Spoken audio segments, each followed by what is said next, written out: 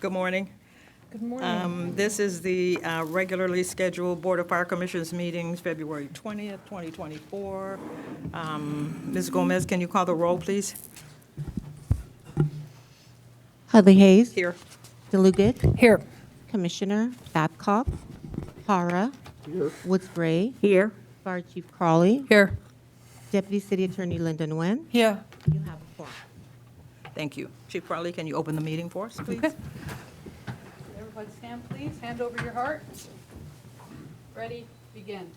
I pledge allegiance to the flag of the United States of America and to the republic for which it stands, one nation, under God, indivisible, with liberty and justice for all. Please remain standing in honor of our past and present members of Los Angeles Fire Department who have devoted their lives to the protection of our community. Also, in our thoughts and prayers are the 9 members that were injured during the Alameda incident. Thank you. Thank you. That brings us to Commissioner comments. Dr. Hara? A lot of things have happened since the last meeting. So I went to the graduation event for the recruit class 23-2, and as always, it was a great event. And then the following week, I went to the family orientation for 23-4, and then I was at Hotchkiss right about the time they, for the promotional event, about the same time that they put up signs saying this meeting is now canceled. And so I ended up spending a lot of time talking to different families that have driven to be at Hotchkiss for the event. And then this past weekend, I went to the opening ceremony of the girls' camp. And then from there, I went to the Golden Dragon Parade in Chinatown, and with our vice president. And she and I were on the bandwagon, and riding with us on the bandwagon was Samson, the LAFD Foundation mascot. Oh. And everyone came to take pictures with Samson. No one cared about us. Interesting. but Samson was the highlight of the parade, and It was my highlight. and then and from there, the following day I went to the closing ceremony of Girls Camp, and Girls Camp basically, I guess I've attended every single one of them, and ordinarily in the past, Neri Martinez used to be one of the speakers, and of course, she had her issues with the city council, and Somebody has to inform her. and with that, all of us are commenting how quickly we got here this morning. Traffic allowed us to get here on time. Sure it is. Commissioner Woods Gray? Oh, yes. Good morning, everyone. Good morning, everyone. I hope that everyone will enjoy celebrating and learning something new during African American History Month and the Lunar New Year. We have lots of things to celebrate in our department, especially when it comes to diversity. And these 2 months coming, these 2 holidays coming together gives us many opportunities to grow. And I hope we'll take that challenge. I'm sending best wishes for full recovery to the firefighters who were injured in Wilmington, from the Wilmington area. That was a heartbreaker, really, and brought to mind that I had also talked about looking at alternative vehicle, gas-operated vehicles. So we have to look at that. And I want to congratulate Inspector Gerald Duran. Inspector Gerald Duran retired, but he has been here a stable that I could count on, and I met him when he was a diver at 112 in San Pedro. He did that for 23 years, and he was a rarity, actually, in doing that particular job. We need to look for a few more people like Duran to become divers. Then he was president of the Stentorians, and he helped to initiate the fire science magnet over at Dorsey High School. He's always willing to share his talents. So I thank him for the many, many years of service that he provided to this department and to the community. And I'm so sure, knowing him, he will continue to serve in the community, because I saw him over at Dorsey teaching diving skills to individuals in his off time. So I'm sure he'll continue to share his skills as he goes along. But I want to congratulate him and thank him for his many years of service with this department. It was a rewarding experience on Sunday when I was able to attend First AME church with Mayor Bass. It's a tradition that the mayor has a African American History Sunday there, and so it was outstanding. She gave a good speech there, and the turnout was great, and we all enjoyed it a lot. And I'd like to also congratulate the new graduates who I'm sorry, I forgot the graduation, and had planned to attend. But I congratulate them and wish them the very best. They've joined a good service, and we have good people who will help them along the way. All they have to do is just listen. Thank you very much, and to everyone, stay safe. Vice President DeLucich has comments. Just a couple quickly, and I also went to the graduation, which is always fun, and I just love to watch how gracious the chief is, moving the families and the graduates around to make sure they're in the right places, and that's just always fun for me. And then the Lunar New Year parade was great with Chief Shao and Firefighter Lynn, and I'm sorry I can't remember the name of our driver. He was up in the front, but I got to hang on to Samson, the Howlin' hero, and that made me practically a hero. And it was amazing how happy people are when you wave the dog's paw. So that was fun. That was my highlight, too. It's cute. Great. My comments have to do with the fact that I hope that everybody in this room and that everybody that is listening understands the job that the fire department had to do over this last course of just extraordinary challenges and an extraordinary use of our resources and the danger that our people are in every day, every time they leave a fire station. They have no idea what is going to befall them. And the reason I'm saying that is because I have been making the rounds of city council offices, because it is at times like these that it's important to me that every city council understands that as long as they underfund us, which they have been doing for the last 10 years, we are not going to be able to continue to bear the burden of these things that come along that we are tasked to do. We're expected to do them. We do them, Chief Crowley, extraordinarily well. Mm-hmm.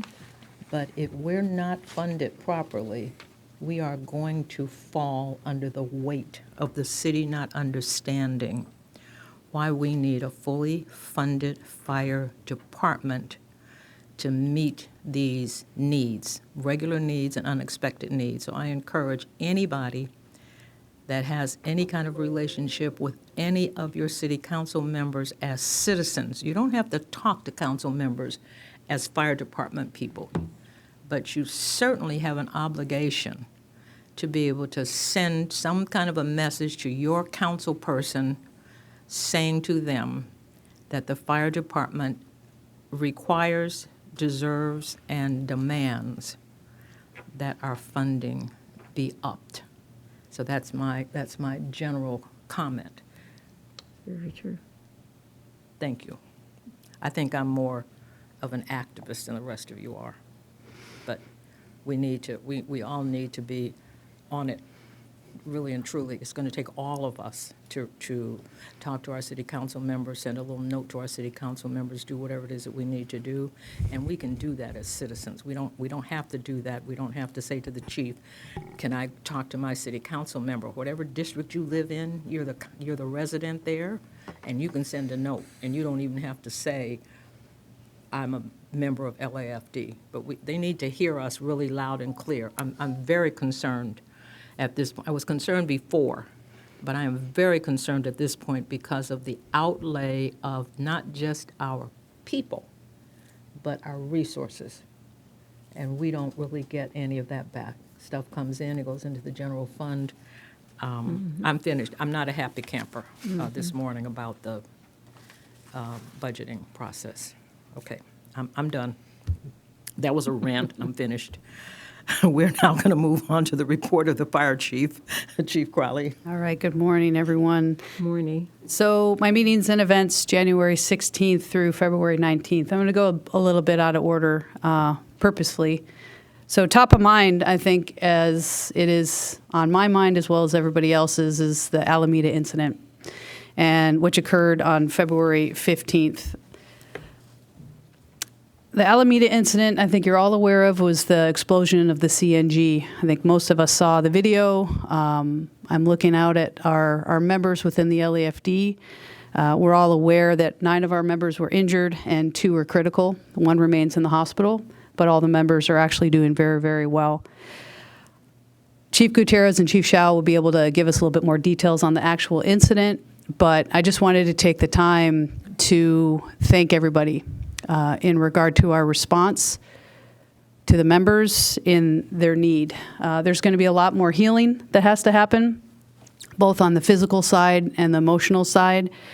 But I tell you, the outpour of thoughts and prayers from across the nation, from first responders to community members, just holistically was incredible. So I want to thank everybody for that, but also is the internal side of our department and the relationships that we have built that we lean on. And I tell you, I could not be prouder of the response from our people across the department. I just tell you, I'm so very, very proud. We took a holistic approach to make sure our people were taken care of with their immediate needs, and we are completely committed to ensuring that we take this all the way to the end till our members are ready to come back to work, able to come back to work.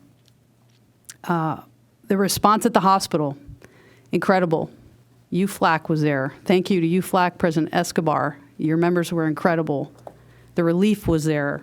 Our behavioral health program, UFLAC's behavioral health program. Our medical director, Dr. Cohen, was there.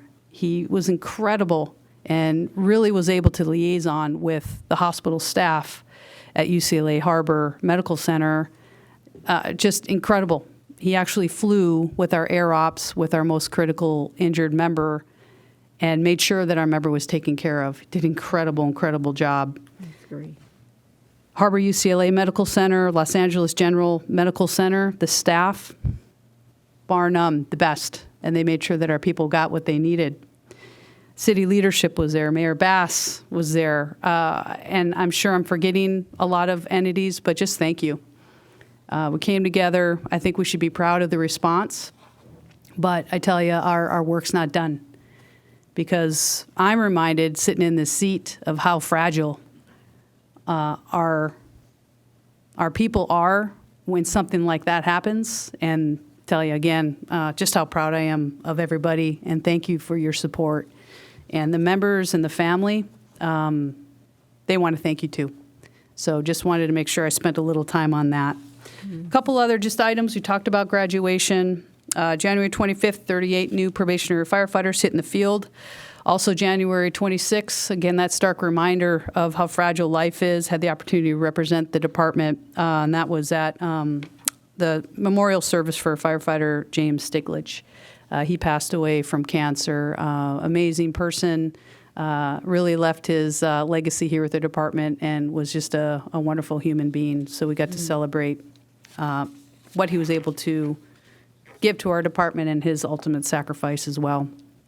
Another big event, here we go, was the EOC DOC activation from the first storm that hit us. Again, incredible work from our team. The DOC, EOC came together and really worked on our collaboration and coordination with the other 42 city agencies.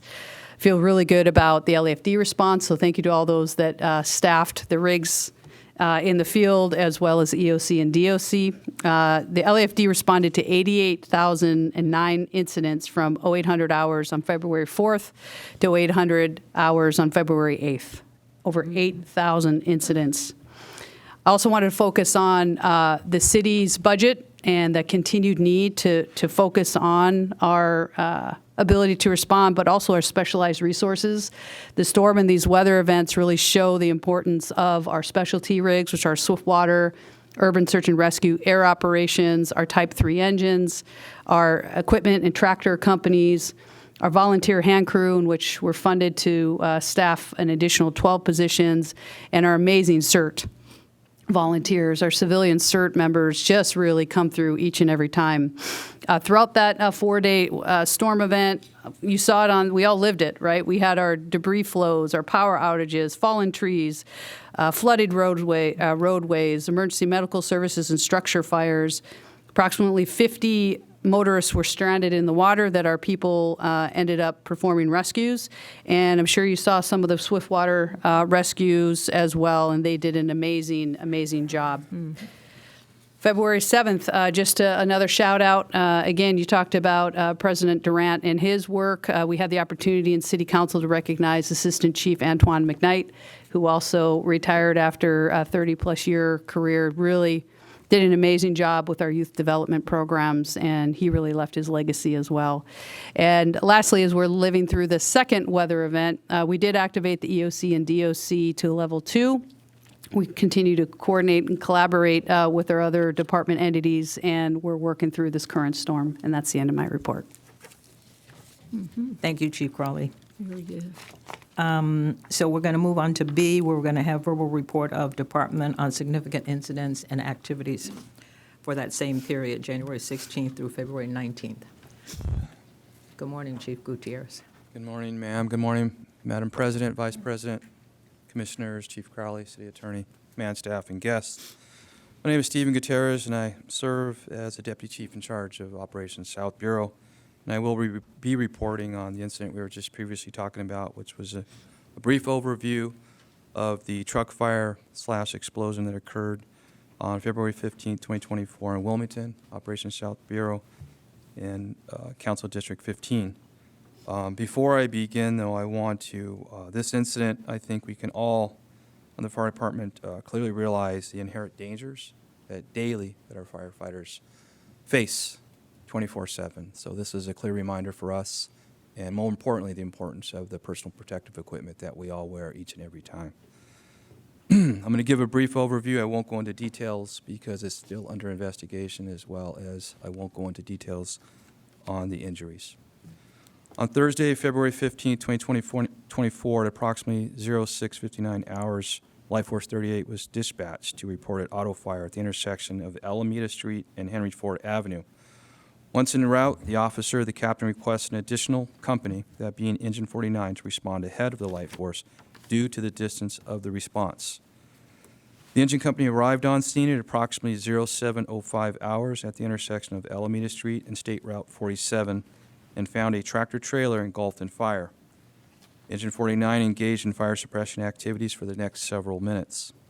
At approximately 07:11 hours, after the initial dispatch of the Light Force arrived on scene and was assisting Engine 49, a catastrophic explosion occurred.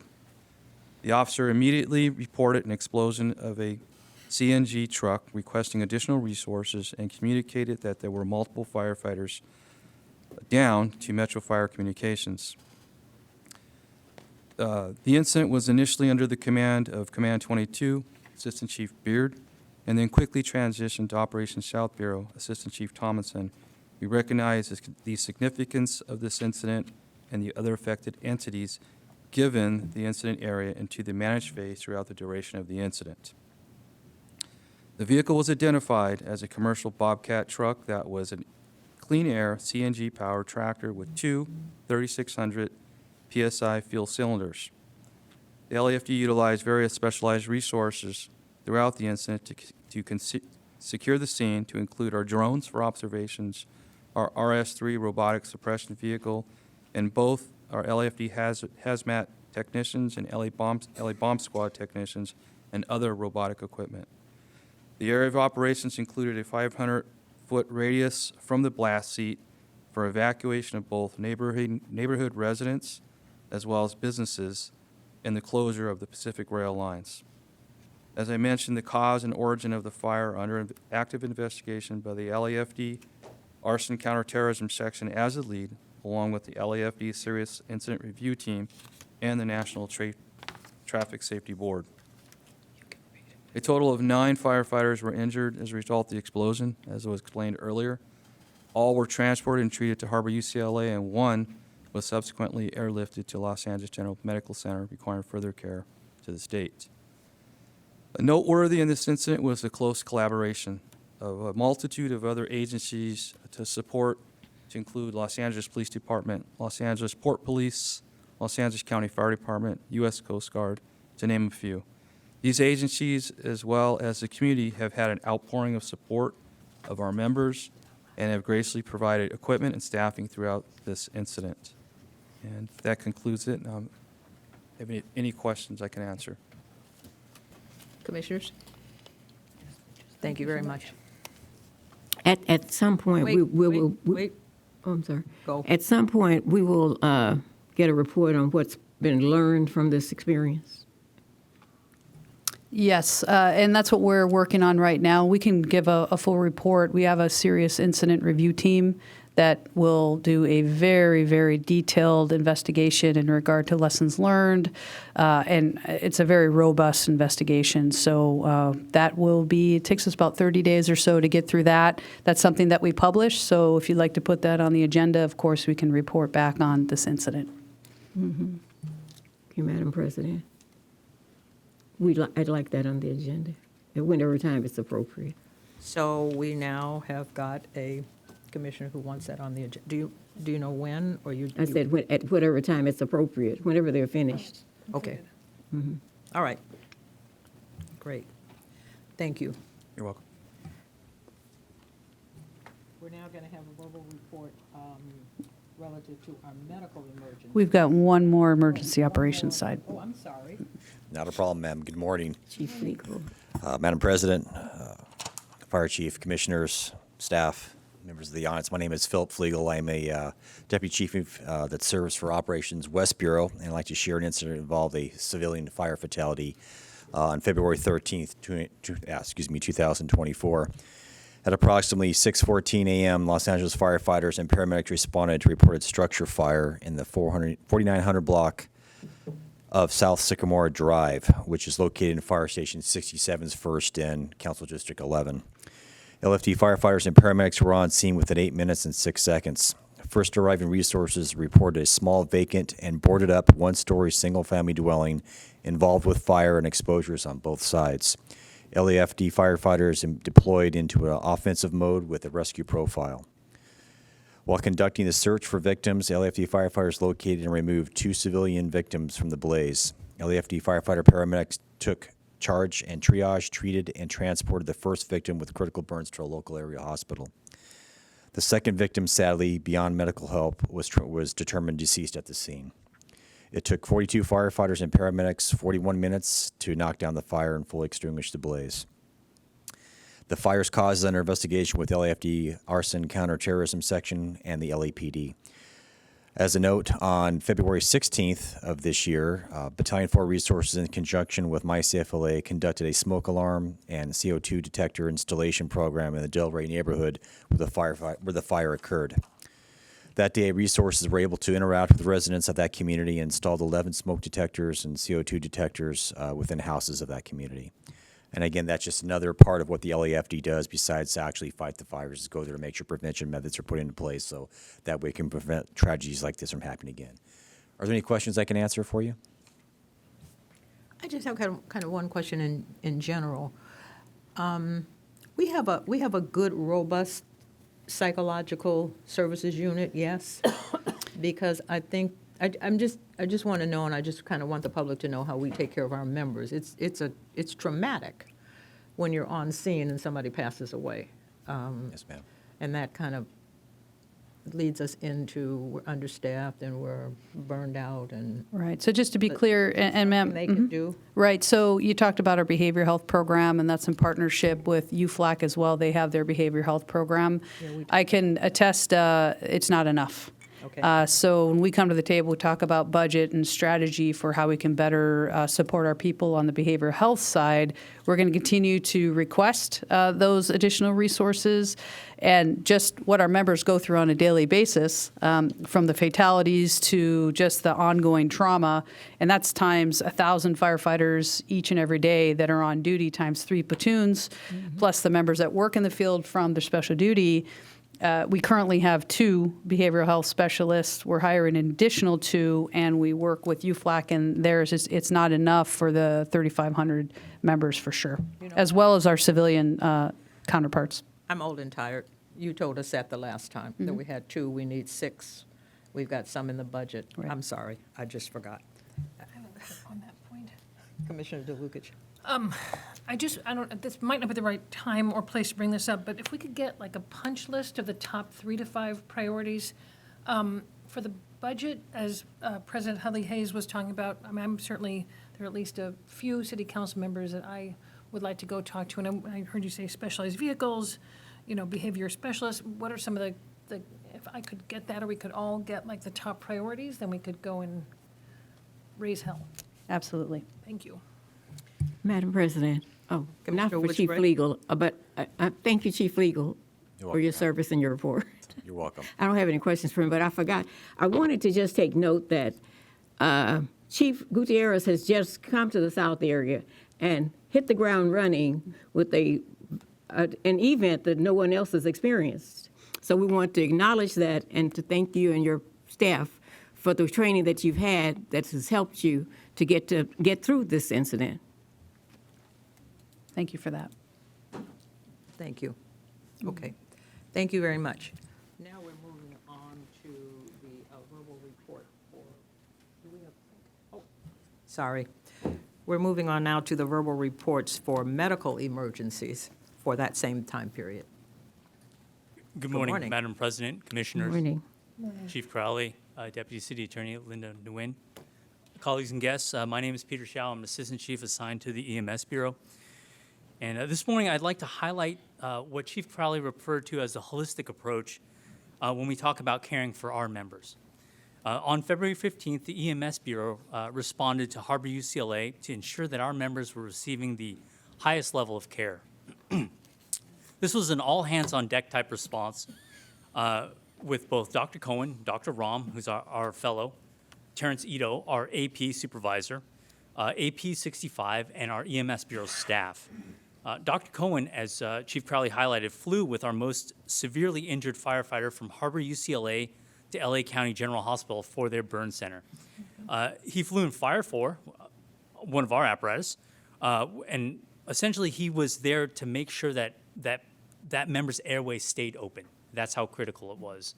But our ability to be able to expend resources to do that just highlights some of the good work that we do every day. Both doctors contacted the receiving physicians at our local burn centers. They assisted them with making arrangements for our other burn members, and we ultimately ended up transporting 3 burn members to Torrance Memorial Burn Center, which is closer to their homes and their loved ones. And then we accommodated a special transport to UC Irvine, which was closer to the last member's home.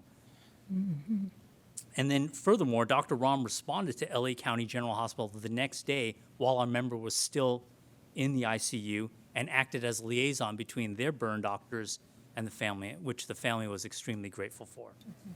In addition, when we first arrived, AP 65 was sent back to the scene, and their mission was to canvass for any firefighters that were affected in the explosion or in the event that had not been transported. as we all know that folks oftentimes can show symptoms hours after the event, especially the psychological and emotional symptoms. And it was our goal and Chief Crowley's goal to capture those folks, bring them in, take them off the line, and make sure that they started the healing process early. So the EMS bureau captains worked tirelessly with the staff at Harbor UCLA to create a private hospitality area for the families when they arrived, and a private area for our folks to personally just grieve for a moment and decompress. So this was also aided by UFLAC and our Relief Association, who provided for the refreshments, the support, the peer support, and the comforting. So I can proudly say that the EMS Bureau, in our way, supports the fire department's mission to provide exceptional care for our injured members. Thank you. Are there questions? Thank you. No, it sounds like, Oh, I mean, I wait, appreciate the I job have a they're follow through and us being there to assist the families and do the necessary things to make it a smooth transition. When someone is ill, they really need that support. And I'm glad that we're doing that because that's very important. And then I just hope that this continues throughout their stay at home on a regular basis, that we'll continue to check with them on a regular basis to make sure that they are mentally and physically and the family's okay. Thank you very much for your service. Commissioner, thank you. Thank you. Okay, that brings us down to item 3. My understanding is we have no presentations today. So we are now on to item 4, which is public comment. And our first speaker is Robert Hawkins, who is representing the Los Angeles Stentorians. Newly president. Newly, right? He's newly, Yeah. new president. Newly president. Good morning, Madam President, Janethia Hudley Hayes, all fire commissioners, Fire Chief Christian Crawley. My name is Robert Hawkins. I'm the president of the Stentorian organization. Congratulations. Thank you. Congratulations.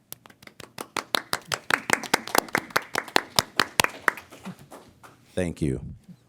Before we start, the organization extend our heartfelt prayers to our fellow firefighters recently injured in the Alameda incident, and we wish them a speedy recovery.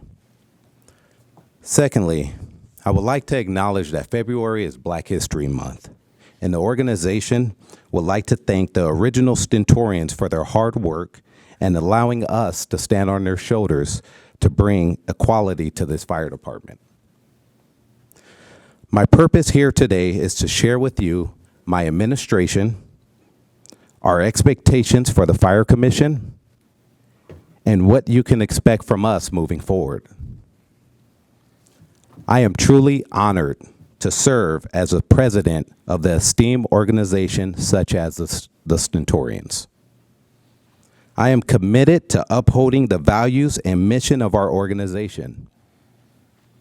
I am proud to say we have appointed our first female leadership, Farrah Leyland as Executive Vice President and Tanika Hubbard as the Assistant Vice President. Hold it, get up, up.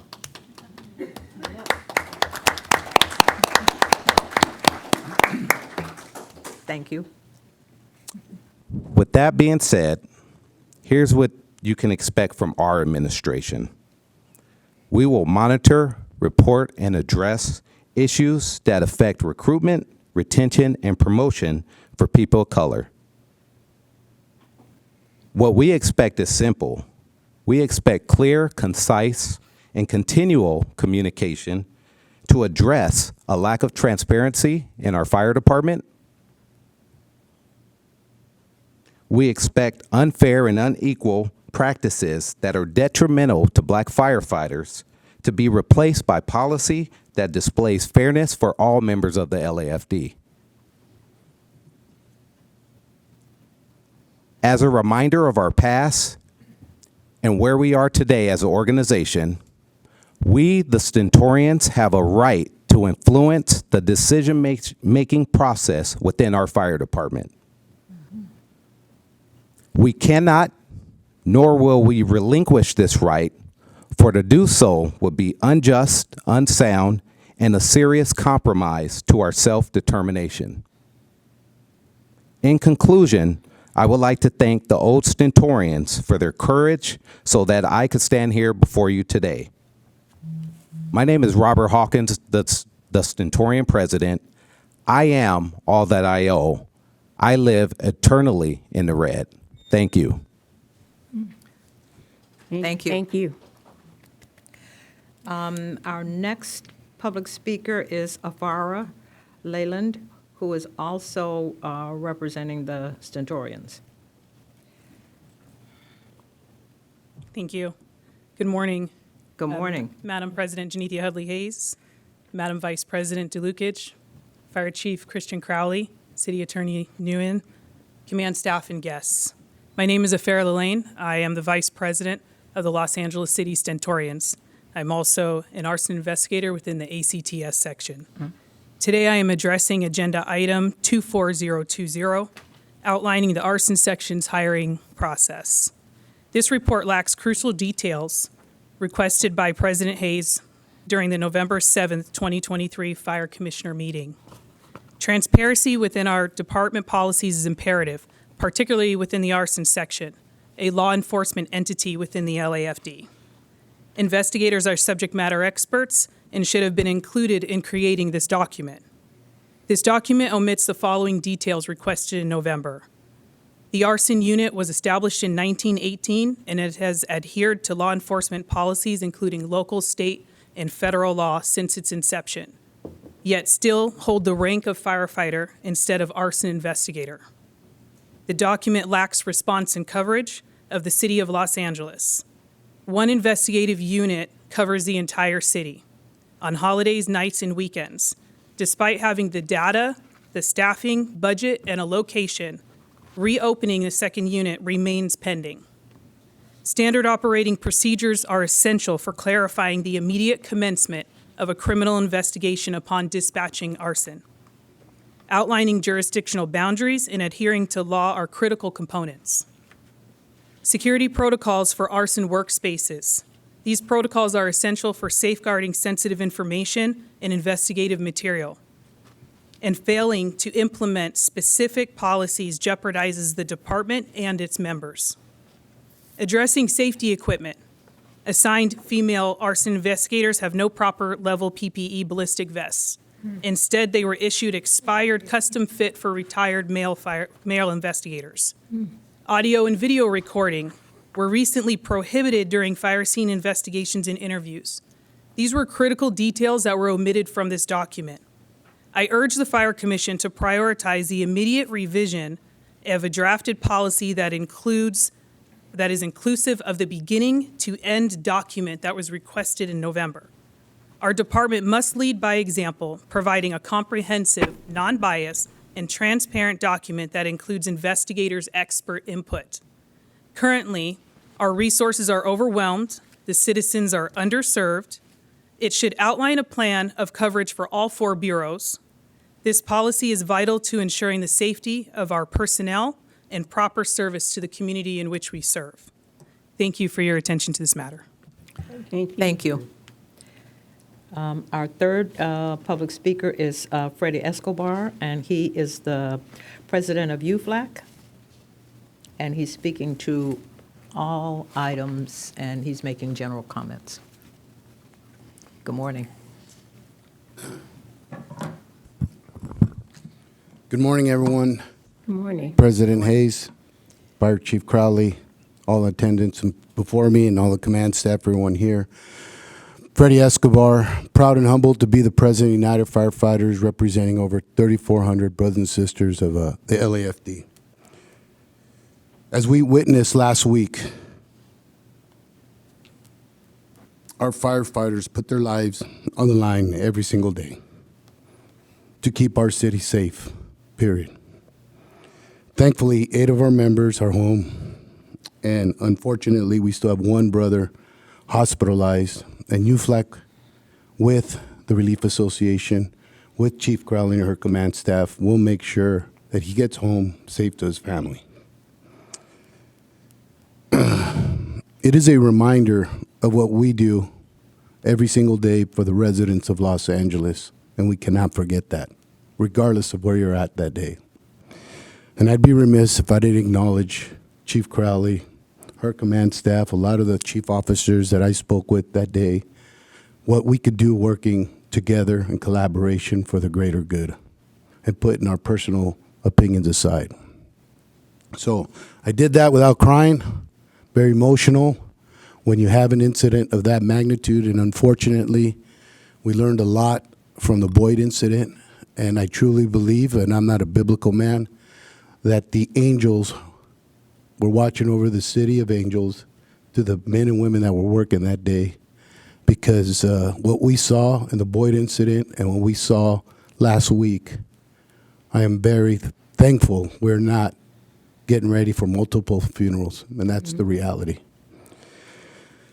President Hayes, what you mentioned about being underfunded is a fact, and I also want to mention last week, UFLEC held a press conference regarding Measure HLA. We at UFLAC oppose HLA because these proposed road modifications will increase emergency response times, period. The proposed road diets have failed in cities throughout the country, and in many cases, the number of deaths went up after their implementation. If the city is serious about increasing safety, we should be hiring more firefighters, building more fire stations, because that's what we're really going to keep and need to keep the city of Los Angeles safe. I'm not sure what position you could take publicly on this, but we at UFLAC have a massive issue with this measure of HLA. Our fire chief has not been consulted. We have a measure that has purposely gone and said, hey, we don't want the fire department's opinion. We don't want the police's opinion. And that we have an issue with, not only with the measure, but also the alleged leaders that support this measure on HLA. So I'm here publicly to let you know UFLAC is against it, and I believe that you as the president should be asking the questions of why our fire chief, their command staff, had not been asked on this. So thank you very much for the time. Hold it. Thank you. Oh. Linda, can I talk to him? Yeah. I don't believe then that you're using your fire commission well. Why haven't you briefed us so that we could stand with you? Hold it, we govern, and we're citizens and residents of the city of Los Angeles. So if we're being cut out, and we're supposed to be people that govern, We didn't even know. then I'm saying, I'm picking a bone with you. I'm saying that you should have called us, or somebody, invited us to UFLAC, and you should have briefed us, so that we could have, when you had that press conference, so that we could have stood with you. I'm perfectly willing to, I understand it, but I'm telling you that I'm perfectly willing to stand with you, and I think that that makes us stronger. None of us should be allowing the fire department to be left out of that conversation. So I'm wanting to meet with you. I'm wanting to understand, I'm wanting you to understand how you can use the fire commission. I think what you need to understand is this is a much more active fire commission.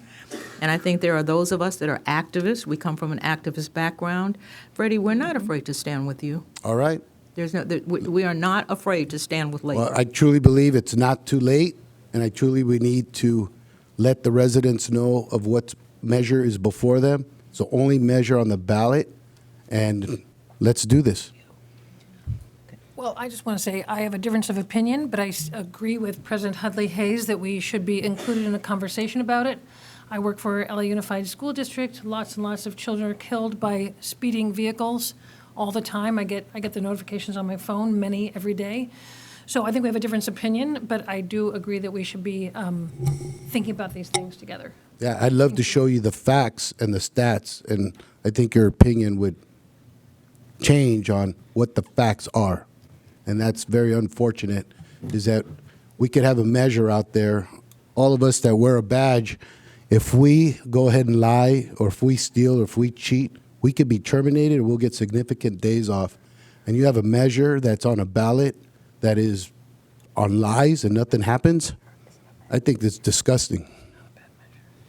Thank you. Madam Okay. President, So hang on, what I'm saying to you is, when you hear us say that we have a difference of opinion, it's because we've not been briefed on your perspective.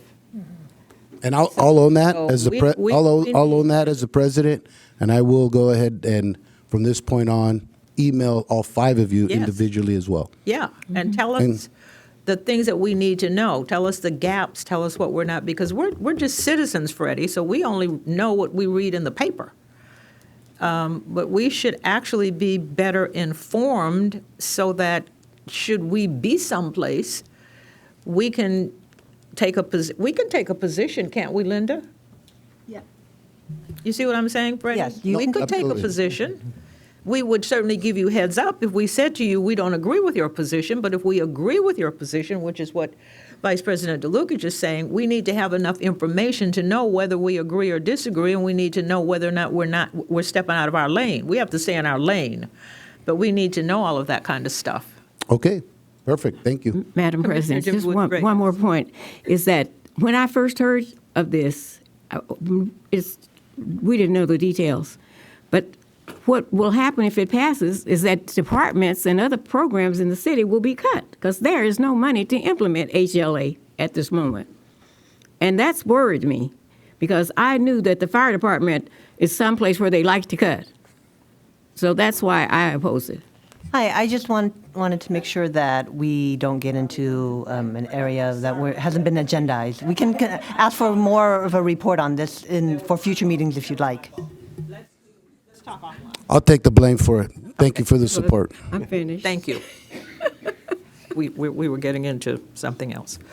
Okay, so that concludes our public comment period. We're going to go on to 5, which is our consent agenda items.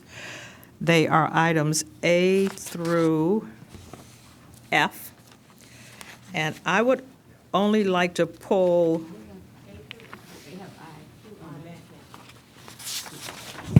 Oh, A through I, I'm sorry.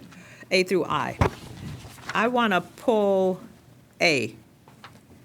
But the rest of them, I'm okay, they can just all go through together.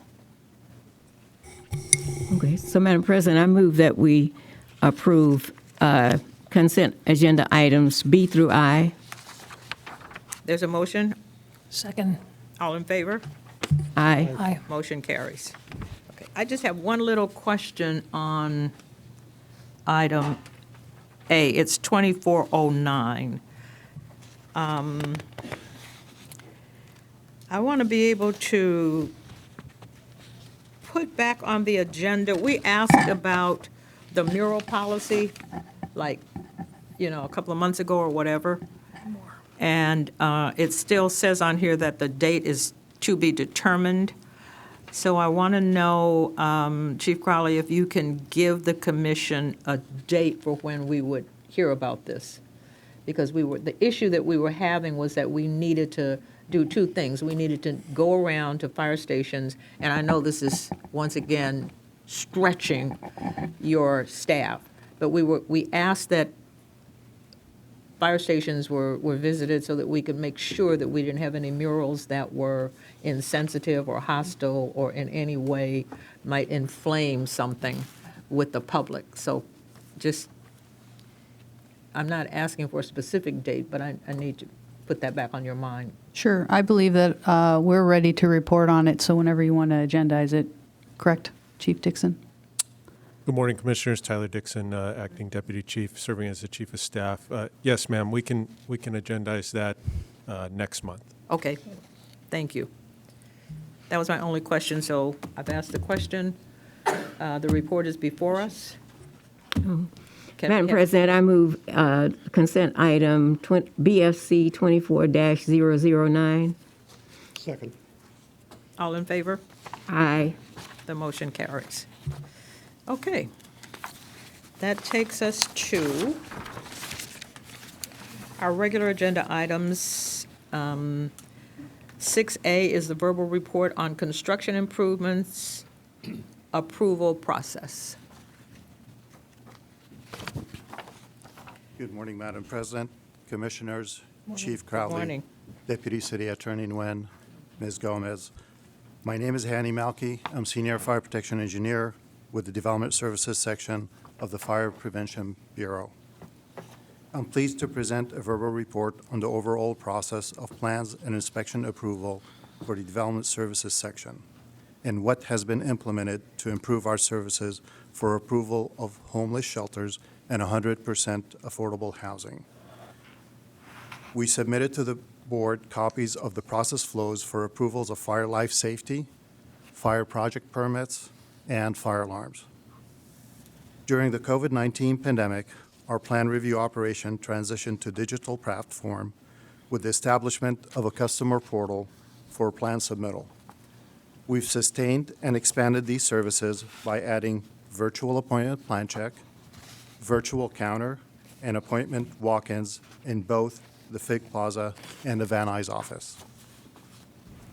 In the 2022-2023 budget, 8 positions were approved for a development services section that included positions for the homeless shelters and affordable housing unit. Unit was to establish a dedicated team to assist the development of 100% affordable housing, homeless shelters, and tiny homes in Los Angeles. This includes providing guidance, attending project meetings, and prioritizing 100% affordable housing projects in compliance with Mayor Bass's Executive Directive Number 1 with the intent to expediting permit and clearances of temporary shelters and affordable housing types. Also, to serve as a liaison for projects in the Hydrogen Access Unit, Fire Life Safety Plan Check, and Fire Life Safety Inspection. The unit is approaching the 1-year anniversary since its establishment. Despite of only hiring 3 of the 8 positions, allocated position, the unit was able to accomplish the following. Improved communication. The unit significantly enhanced communication with builders, project managers, and the mayor's office. This streamlined collaboration ensured that affordable housing project moved forward efficiently. In addition, was improved monitoring of projects. The unit diligently monitors the progress of affordable housing projects to ensure they meet fire department deadlines and comply with regulations. Participated in educated webinar. Along with other city departments, the unit presented in a webinar on affordable housing developments, which was released to the public, promoting knowledge and understanding of the permitting process.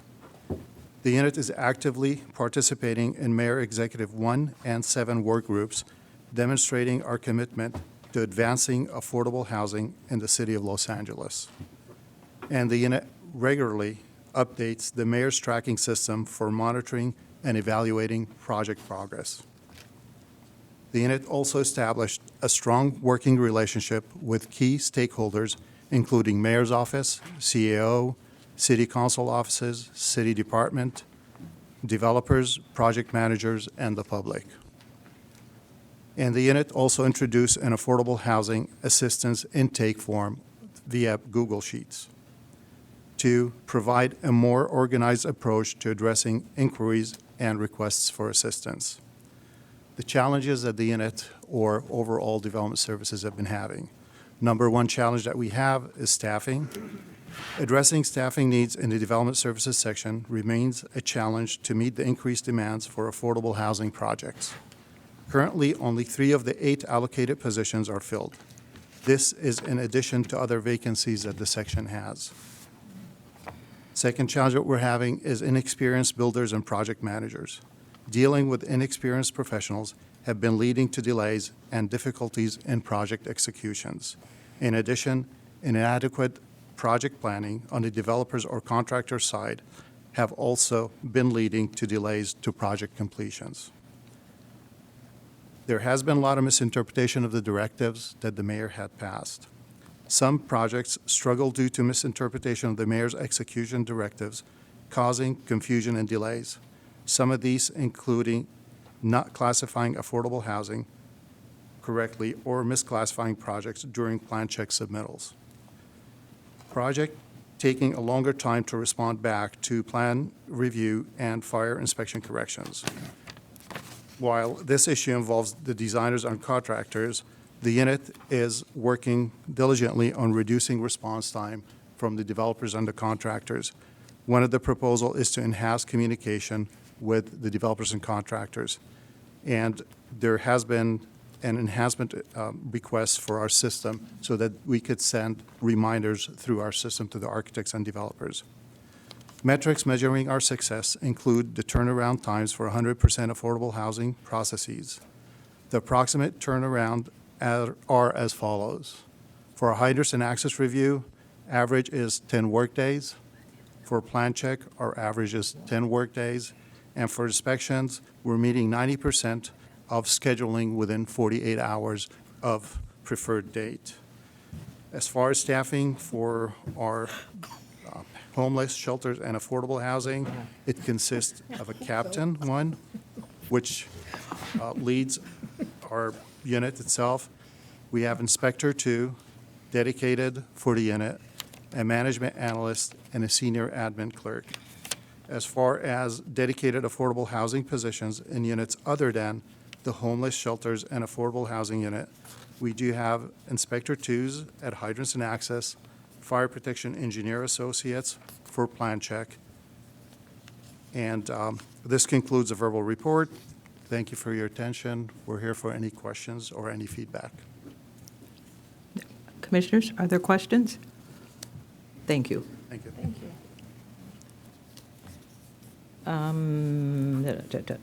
That brings us to item B, is the report providing an overview of the new Equity and Human Resources. What? I'm sorry. That we receive and file. Oh, we didn't, but this is, we don't receive, this is, oh, do we have It to has a receive and file recommendation. it even though it's verbal? It has a recommendation. And it doesn't hurt to do it, given that that's a recommendation, I'd suggest. Okay, it's been recommended that we receive and file the verbal report.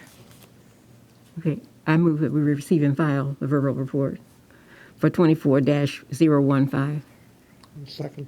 It's been moved in second. All in favor? Aye. Thank you. Thank you for reminding me, Jimmy. Okay, so now we're B. Hi, Jamie. Good morning, Madam President Hudley Hayes, Good Vice morning. President DeLugich, Commissioner Woods Gray, Commissioner Hara, Chief Crowley, Ms. Nguyen, Ms. Gomez, command staff, and honored guests.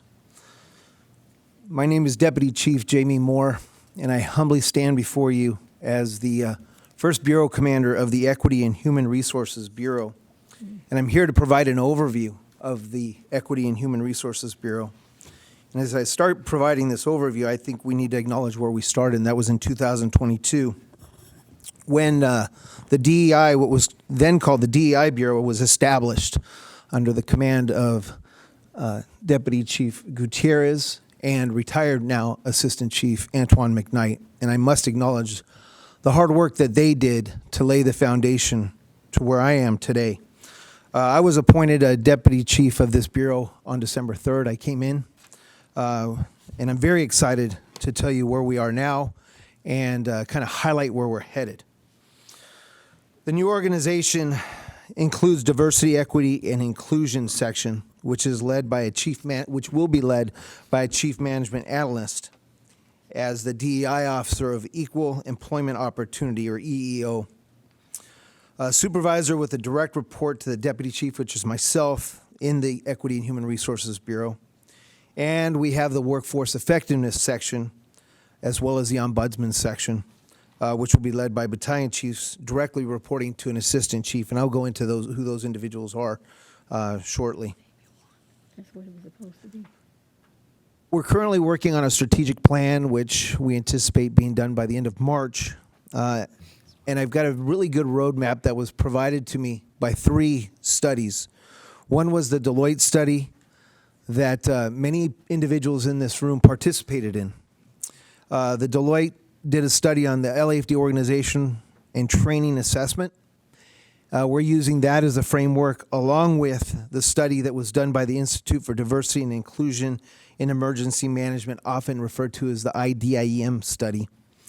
In addition, we have the 2022 Los Angeles Citywide Workplace Climate Assessment that was recently released as our guidelines to develop our strategic plan.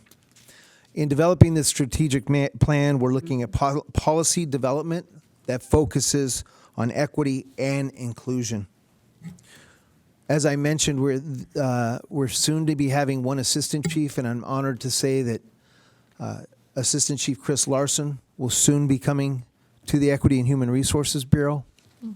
Our workforce effectiveness section will be led by Chief Cope, and our ombudsman will be led by Chief Tarango.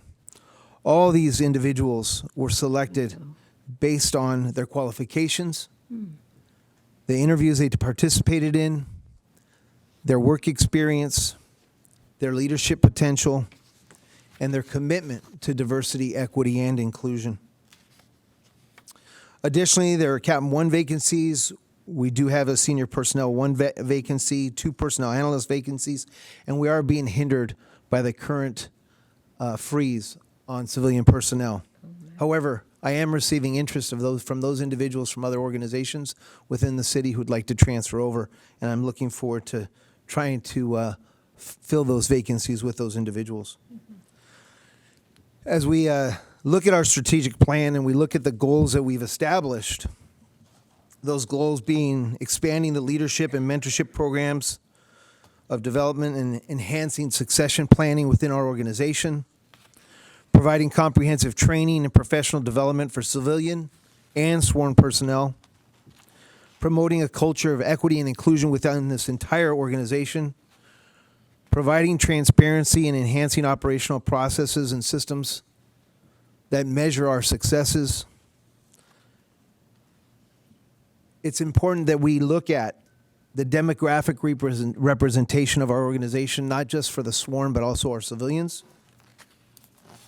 We're going to have employee satisfaction surveys to measure our effectiveness and continue to provide training and education to all members in areas that will help them advance professionally and personally.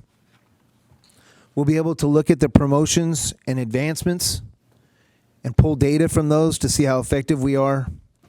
We're going to be able to look at community engagement to see how effective are we in the communities that we're trying to target, and measure success by evaluating our relationships with those communities and the people that we serve.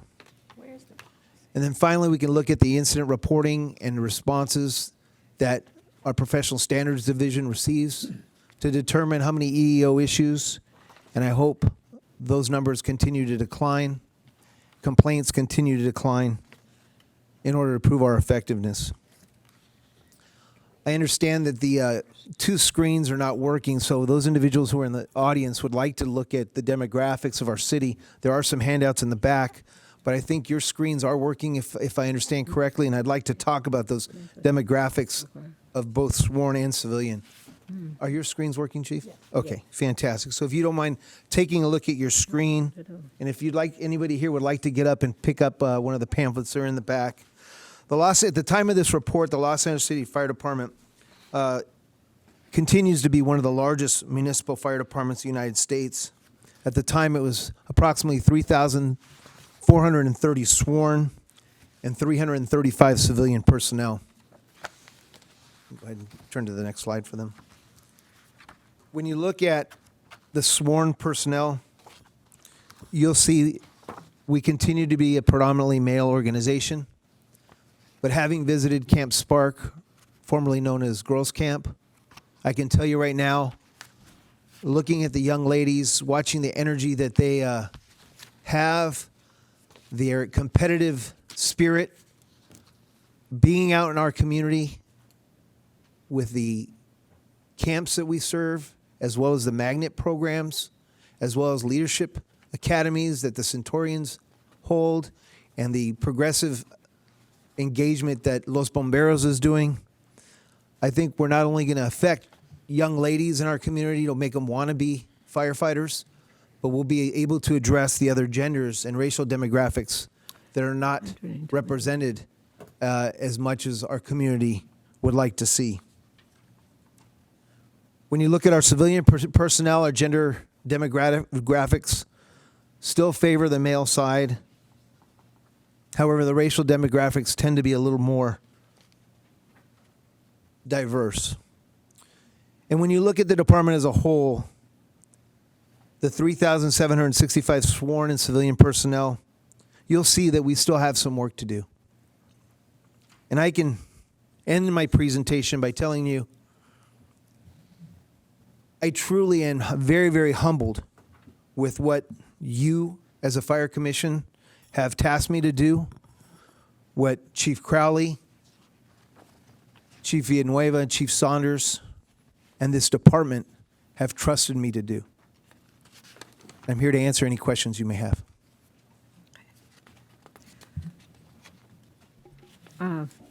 First, Chief, this department keeps changing names. Now it's Equity and Human Resources Bureau. But originally, we voted some years back, it was the DEI Bureau. Commissioner, I'd be happy to answer that. As you look at the I organization, prefer DEI Bureau, so I knew that. I knew that coming into this, and I was prepared for that question, Commissioner. We've had this conversation, and I'd like to address it. When you look at what this Bureau is addressing, DEI is a major portion of it. But when you look at the diversity, the equity, and the inclusion, and I think President Hawkins said it best when he came up here and introduced himself as the president of the Centurions, it starts with our recruitment efforts. It starts with our engagement in our communities. It falls back on our training of our probationary members, their development as they promote through this organization. And when you look at what this Bureau entails, it's far more than DEI. We're looking to mold and manage the culture of this organization to help everyone within this organization achieve their highest potential. And we want to see success. So to simply call it a DEI unit would be a shortcoming. It's so much more, and that's why it's called the Equity and Human Resources Bureau. And DEI, diversity, equity, inclusion, is a good portion of it, but it's giving everybody that opportunity to be their best and supporting them through recruitment, retention, their personal development, and being able to provide them the leadership abilities to be able to promote and be very, very effective within our organization. And ma'am, DEI, diversity, equity, and inclusion, gets lost in the equity part, which is not what the Deloitte study talked about when it talked about DEI. And so when that commission voted they wanted a DEI bureau, we supported that.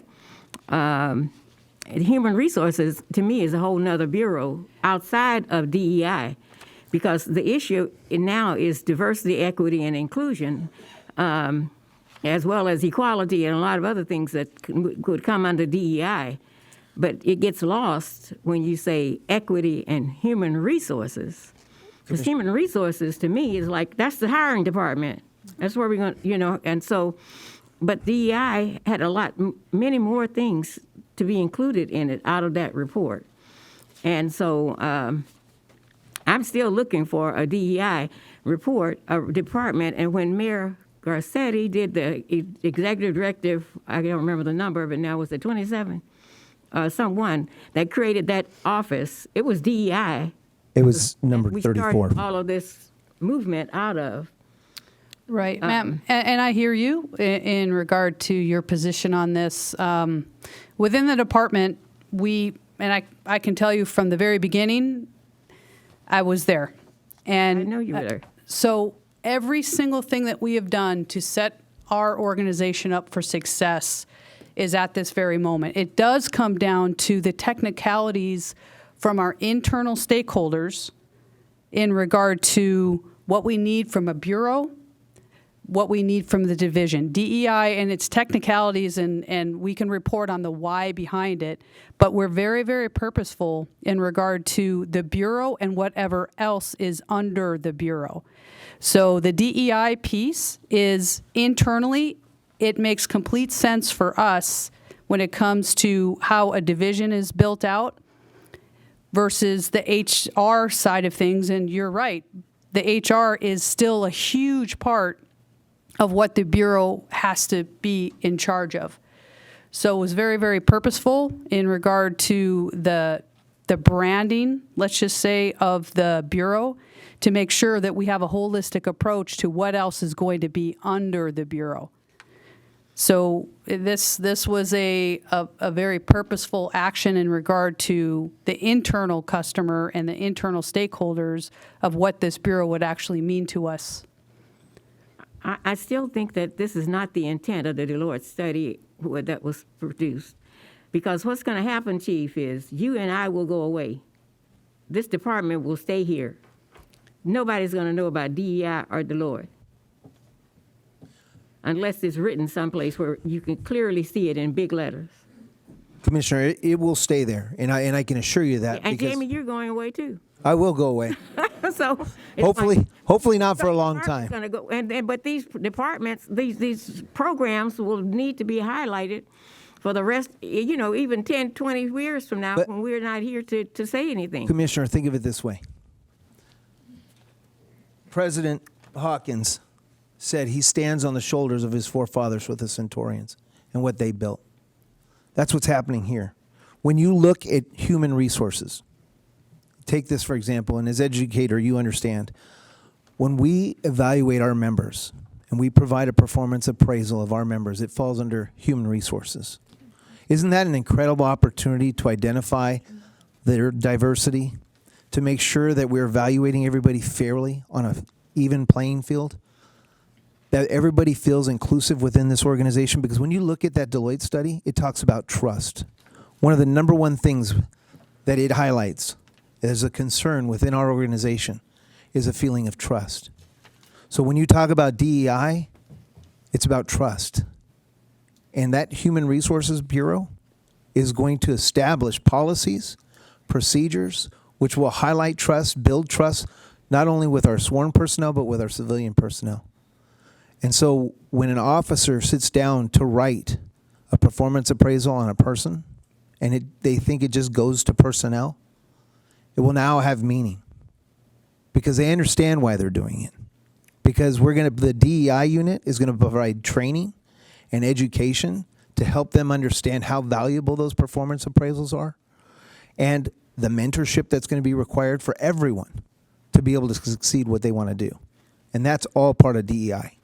So although it doesn't say diversity and inclusion, that equity covers everything, ma'am. And I can assure you, when I'm long gone, this is a separate section. It should be doing what you're saying. it will be. Without being a part of the DEI department, it should be doing that presently, before Deloitte ever came along. Those were the things that they should have been doing. But the DEI section was to be a new section that would make sure that we were going to work on having more diversity, more inclusion, and providing equity for everybody across the board so that we would see the department reflect the Los Angeles that we live in. Would you agree that that would come with recruitment? Would you agree that that would come with retention? That would definitely come with recruitment and retention. And that's all part of this bureau. But I want that department I want the emphasis to be on the diversity, equity, and inclusion. Yes, ma'am. That's what I want. I want the emphasis to be on it, not on human resources. And equity by itself is just not enough, because diversity it's not in the title. It's not in the title of the bureau. And inclusion, which is something that this department needs to work on. That's why it came up out of the study. It was something that this department needed to work on. That's what the study said. And that's why I was so happy with that study, because at first I was skeptical of the study. But the study really brought home the issues that we already knew existed, because we had been in those stations and we've been in the places, talked to the people, observed what was happening in places. We knew what was going on, but it was wonderful to see that the report actually supported, validated what we knew to be true, because you need data to support every movement. And so that's why. And it stated, clearly it was stated in there that we would have a diversity, we should have a diversity, equity, and inclusion department, bureau, somebody that focuses on that. And we started off with that. But then somewhere down the line, we moved toward this new, every other meeting, this name of this department becomes something different. Because a few meetings ago, it didn't have human resources in it. It was something else. Madam President. Okay. Commissioner DeLukich? Well, thank you for this. Chief Moore, I more than look forward to seeing how this develops. I hear Commissioner Woods Gray, and I'm less concerned at this point about the title as what the Bureau is going to do. And I think, there's all sorts of things that are included in this, and I wish you all the best of luck, because this is pretty much the core to a thriving department that people want to be part of, and where people feel valued. And like President Hawkins said, that there's transparency, that we have training for folks to be positive members of this department. I really don't just want to be reported back to. I would love for us to be, a partner in developing this. A lot of us, many of us, have a lot of experience and interest in these issues. So I don't want to just, I do want to get regular reports, but I don't want to just get regular reports, especially as you're starting to build this, and now is sort of the time to really get our voices heard and what we think is important. I think you've got some good bones here. So I would just like to come up with a way that we can, and I know there's Brown Act issues and this and that, but I think I would really like for us to be part of, I don't know if it's work groups or focus groups or conversations, or lean on us. I feel like we are not just people who come here every 2 weeks and get talked to, but we are here because we care about this department and bring a whole many decades of experience between us. Absolutely. Thank you. And I value your opinions and you as resources, and I'd be happy to schedule appointments with individually. And Commissioner Woods Gray and I can speak about the DEI issues and make sure that they're emphasized within this organization, so that she feels pleased that it's not lost in a name. Thank you. Okay, and also just for you in the room and for the listening public, I want everybody to understand that Chief Moore is only going to be able to meet with 2 of us at a time, or we would have to schedule an open meeting. So let's kind of keep that in mind. Yes, by the Brown Act, so yes, ma'am. People won't say that we're doing something out of sight of the public. My comment, first of all, I want to thank you for this report. I think it's very detailed. It goes into a lot of detail, but I have to ask you, I don't see a policy here. You say that you say here about the policy, but I don't know what it is. Are you referring to page 2, ma'am, where it says the policy prohibits harassment and discrimination? Okay, so let's look at, well, I was referring to the Directive No, you- 34. here on page 2 in the first paragraph, right? You say the workplace equity policy developed by the city of Los Angeles is a foundation, but I don't know where is that policy? It's not in this report. It was under Mayor's Directive Executive Number 34, which highlights, But if you're going to refer to a policy, shouldn't you put the policy in here so that we know what it is? I mean, you refer to it a lot, so I'm not saying that you're trying to say that you don't realize it. But as I look through these things, and I am, Chief Moore, I don't want to be a person who says that this report is not very detailed. But when you talk about workplace equity policy, I don't know what that policy is, and nothing in here tells me what that policy is. You see what I'm saying? You say workplace equity policy, right, on this page. And then I look at the table of contents, and it says who's covered by the policy, what an equitable workplace looks like, what a civil workplace looks like, reporting potential policy violations, duties and obligations under the policy. where's the policy? In the future, I'll include the policy, ma'am. Yeah, okay. Because we need to know from beginning to end. Madam President, the policy was submitted with the report. It should be attached. It's the blue item. It's the blue stuff. It's just, it says what's included, it doesn't say what the overarching Policy. So my report refers to the policy that was included with the report. But it's not a policy. But I think this is a problem for the city, not the department. Yeah, but what's the department's policy? I see the blue pages. Contents there, but not the policy. Is that what you mean? No, Listen, that's I see on the blue page, introduction. Okay, and then keep going. I see City of Los Angeles Workplace Equity Policy. When I turn it over, it says table of contents, right? But I don't see the policy, I just see the table of contents. Well, I don't have, then I have something that says introduction. It tells me the statement of values. I understand that. And then I see this thing that says that the City of Los Angeles Workplace Equity Policy is established to preserve the dignity and professionalism of the workplace and to encourage equity within the diverse city workforce. This policy consolidates existing city policies and documents outlining expectations of behavior and standards of conduct pertaining to an equitable and civil workforce. Then it goes on to tell me this policy also outlines key procedures. I'm telling you, I simply can't see the policy. Madam President, I think if you look at your screen, we've put the policy up so you could see it. It was included in the packet. This says the establishment of the Office of Workplace Equity, right? Yeah, that's the directive from the mayor. But still, what's the policy? I don't understand. You're telling me, make this thing go back down this way. Which way would you like it to go? Yeah, stop. So it says, the Office of Workplace Equity shall be hereby established to provide subject matter expert and lead in matters of equity and inclusion for the City of Los Angeles employees and others who perform work for the city through the following responsibilities. That is not a policy, Chief Moore. I'm just sorry, but it's not. I need to see transparently.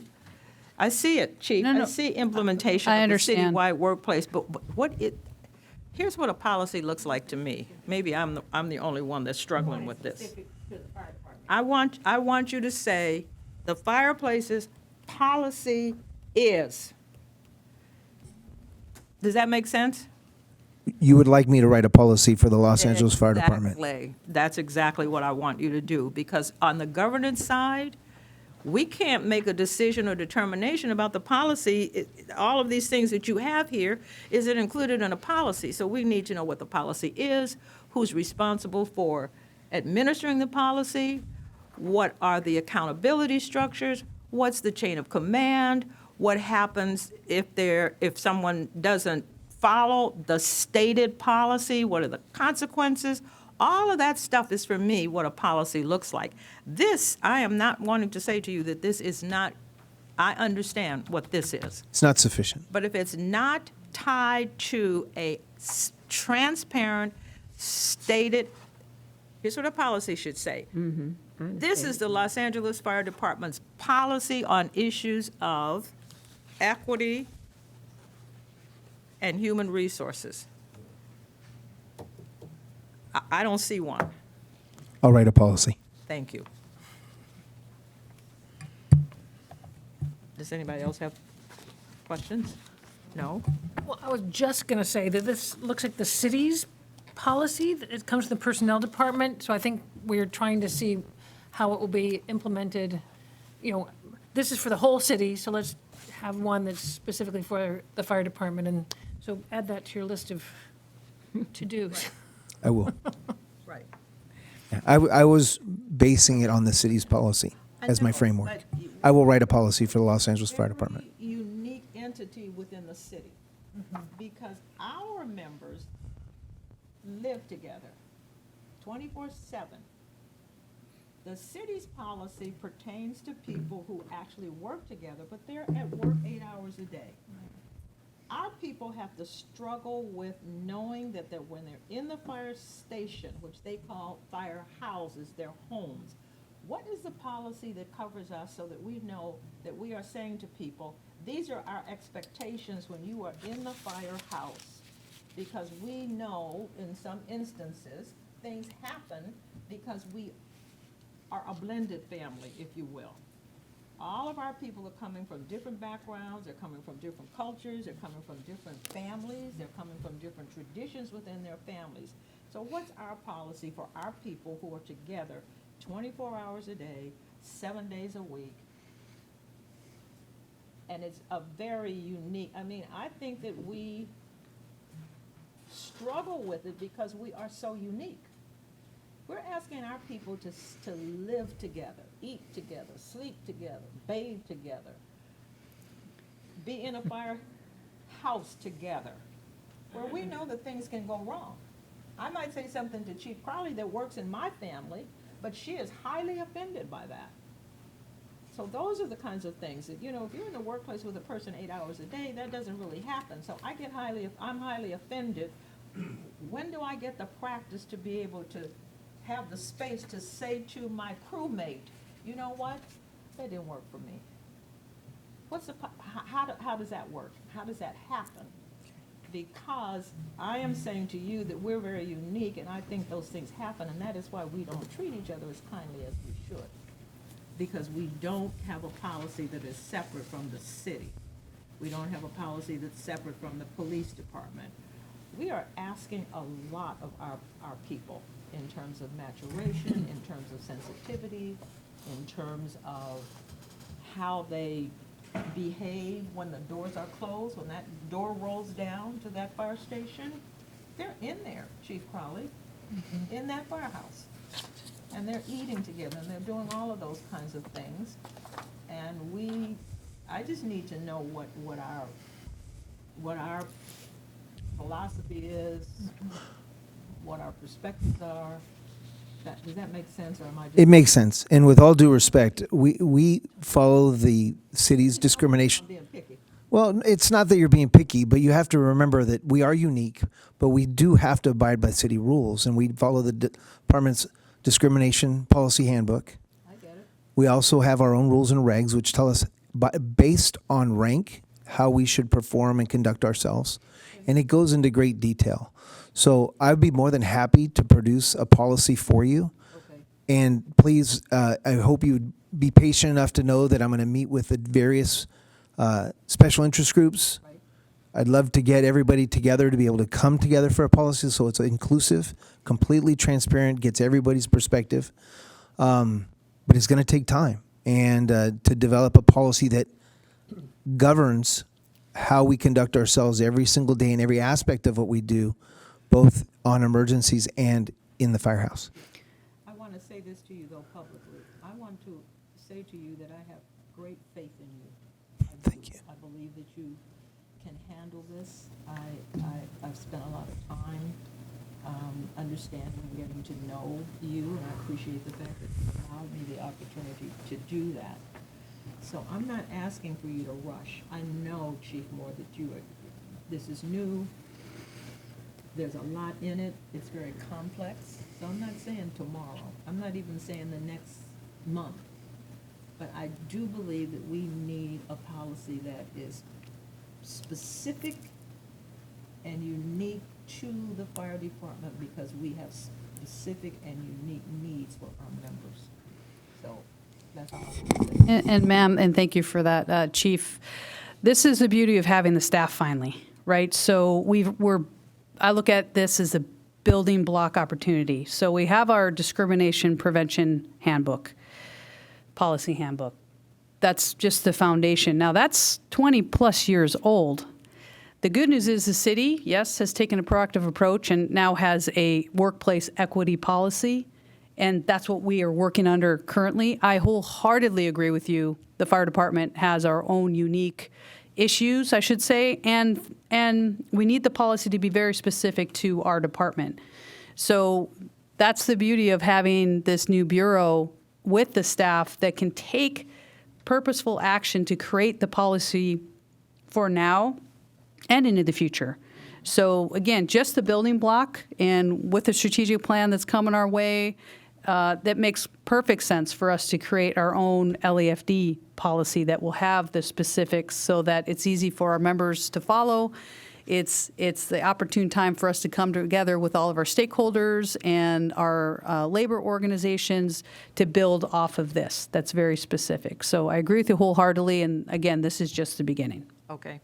Madam I think President. also, Commissioner Woods Gray, it might go a part of the way for you to get comfortable with it being the Equity and Human Resources Bureau if there was an overarching policy that you could see.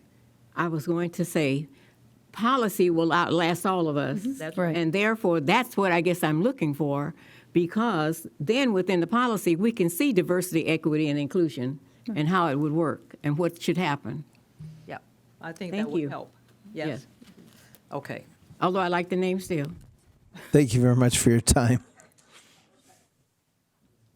Thank you, Chief Moore.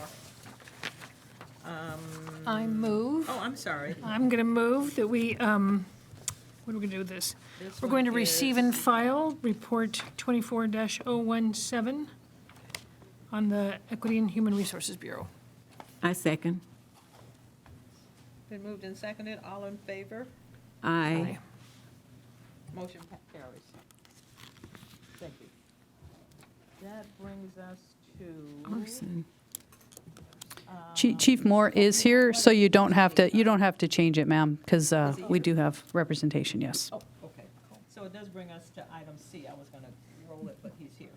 That's the report providing the overview of the Leadership and Management Institute. Oh, this is more, okay.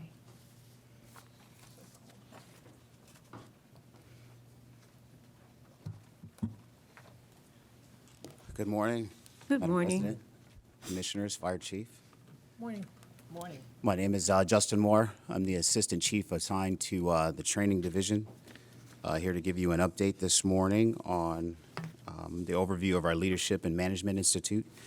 Let me start by saying this is something that is extremely important to us. We recognize with some of what you were just talking about how important it is that we have leaders who understand that we have a prescribed way of doing business, and it's important that we take responsibility for our actions, that we help to bring up folks that recognize how important it is that we see the work environment as what it is. It's not just being at a fire station and going on structure fire calls and EMS runs, but it's living together. That's what we do more than anything else. The service we provide the most is EMS, and what we value is being operationally sound and safe for our members in the field. To give you an update on the overview of the Leadership and Management Institute, our ultimate objective is to provide an opportunity for our members under our command to grow in their ability to lead. We recognize that there's a few sections of where we want to provide this leadership for our firefighters and rated members that are in the field. It's important that we developed a leadership opportunity that we didn't have in the past. And we've done that through creating the continuous cohort learning model. What we're doing right now is bringing our membership at the end of probation all together to learn a continuous leadership development program for firefighters and our rated members. We also have overhauled the Leadership Academy, which is being changed to the Rising Phoenix. That's our current status.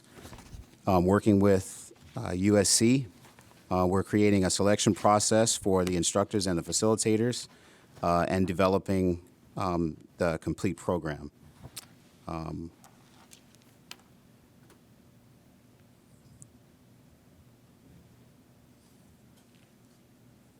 If you have any questions about the program, I'll go ahead and let you ask me any questions. I apologize for not being as prepared as I should have been for this morning.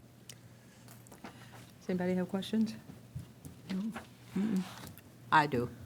Yes, ma'am. The leadership and management. I want to thank you, first of all, for the report, but it doesn't really answer a lot of the questions that I have. And what I'd like to request is if I can meet with the Training Bureau, Chief Crowley, because I have, can I do that, Linda? You're asking Chief Crowley if you can meet with an individual? Yes. Yeah. This report, for me, raises more questions than it gives me answers. Okay. So I have like a plethora of questions that I would like to meet with you or whoever else is in the training department. So I'd like for you to, who is it, Chief Moore? Do I meet with you or Chief Brown. Okay. If you guys can stay after for a little bit of commission so we can set a date so that I can go over with you the things that I think we need to talk about from the governance perspective as well as the operational perspective. I would like that. Because maybe I'm the only one that has No, questions. I've got questions. Oh, you have questions too? Lots of questions, but I'm going to turn them over to you to meet with Okay, them. so what I'll do is I'll gather up all the questions from the commission, or maybe you and I can meet with them together, because I know only two of us can meet. And the reason that this is important to me is because the only way that we are going to change the climate and the culture in the Los Angeles Fire Department is through training. This and what Chief Moore is going to be doing are the two most important things that can happen if we are really serious about changing the climate and the culture. It is about training, and then it is about a clear policy of what it means in terms of diversity, equity, in terms of recruitment, in terms of retention, in terms of promotions. These two are the two legs that are going to get us where we need to go. We can have any other policy we want about operational things, but if we are absolutely going to begin to change the way in which we deal with our members, and I know I'm looking at you, Chief Moore, but I'm not trying to say that this is all on you, but I want to say in general, if we really mean that we're going to change the way we treat our members, we know what, I knew what was going on 10 years ago when I was on the Fire Commission before. It's going to be these two legs of the stool that are going to change it. These are the only things that are going to change us being able to change the climate and the culture. So I would like to have a deeper conversation because there's a lot of stuff in here that I just want to talk to you about. Yes, ma'am. Commissioners, any more comments? Any other comments? Okay, so can somebody move and?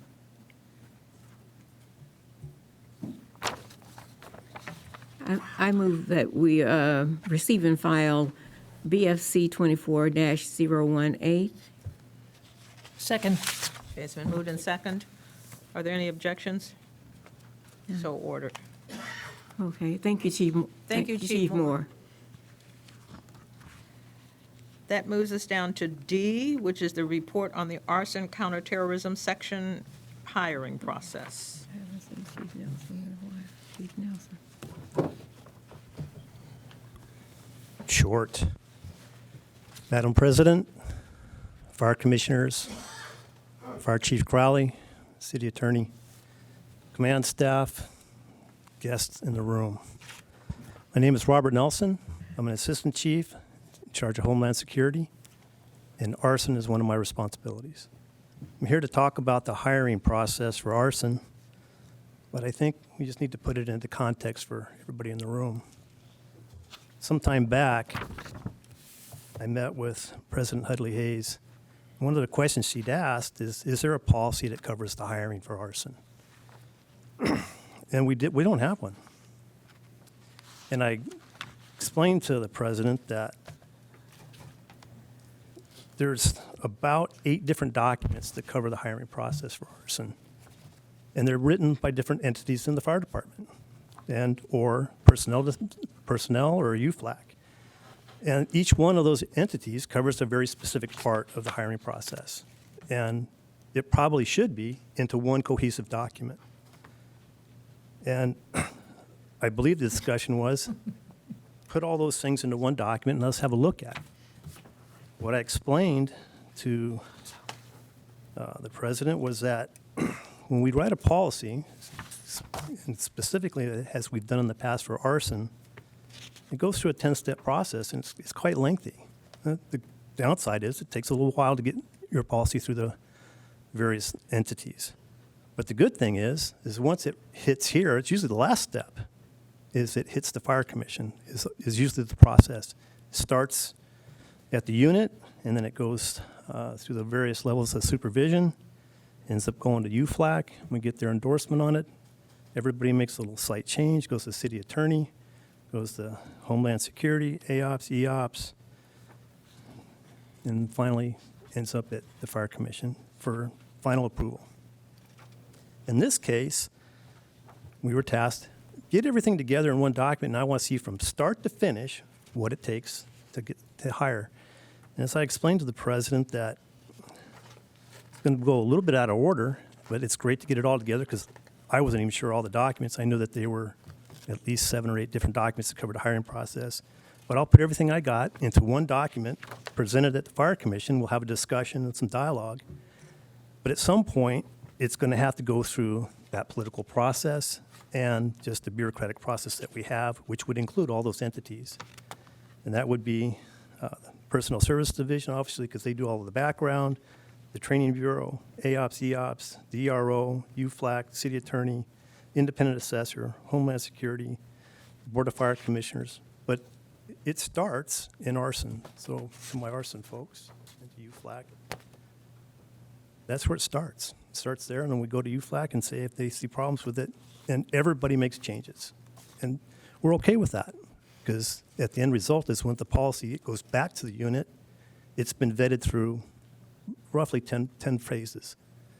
So to our arson folks, it just went a little backwards this time. It just started this way. But the whole intention was that it has to go through all those elements. It's supposed to, because there's just too many different moving parts. And there's too many different entities within the fire department and the city personnel that have to have eyes on this. So, and I believe we had discussion as you didn't want to wait that long. Just give me something, we can get eyes on it, have a discussion, and then we'll figure out what all the stakeholders are. I think we've got pretty close to that. And then we can bring everybody together and let them look at this process, because it is a very lengthy process, and it takes time, and there's different elements. And I was the first chief officer to go through it when they first came up with this new process. And it wasn't all written down. It was in all these different disparate documentation that we have that would include the PDAS, the selection criteria, the LOAs. There's a extensive background process that's written out, the California code, the penal code, various portal notices that have gone out, and the agreements that we have with the personal services section. So you combine all those things, that's what this is, just basically, just for lack of a better term, just cut and paste, put in a document, but in chronological order. Do I agree that there's gaps? Oh, absolutely there's gaps, because we just kind of put it all together to get a starting point. I would call it the baseline, and then figure out those entities that want to have a stake in this process, which I mentioned at least 8 or 9 sections within a department, have to look at this, because it just doesn't reside in one office. There's lots of people have to have a look at this to see, are we missing something? Is it fair? Is it equitable? Does it address all the issues that we need to address? And so my apologies to arson folks, is that's the process. It starts at the unit level, works its way through, and everybody signs off on it, and we make changes as we go through. So when it actually hits the fire commission, you have a process that you know has been vetted through every single entity in the organization. And we discussed, we didn't have the time for that right now. Let's just get something on paper, and that's what we did.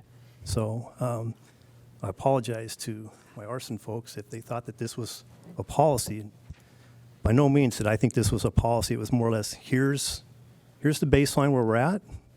Definitely agree that there's gaps, but it needs to go through, like all of our arson policies, it has to go through that, all those steps and all those iterations.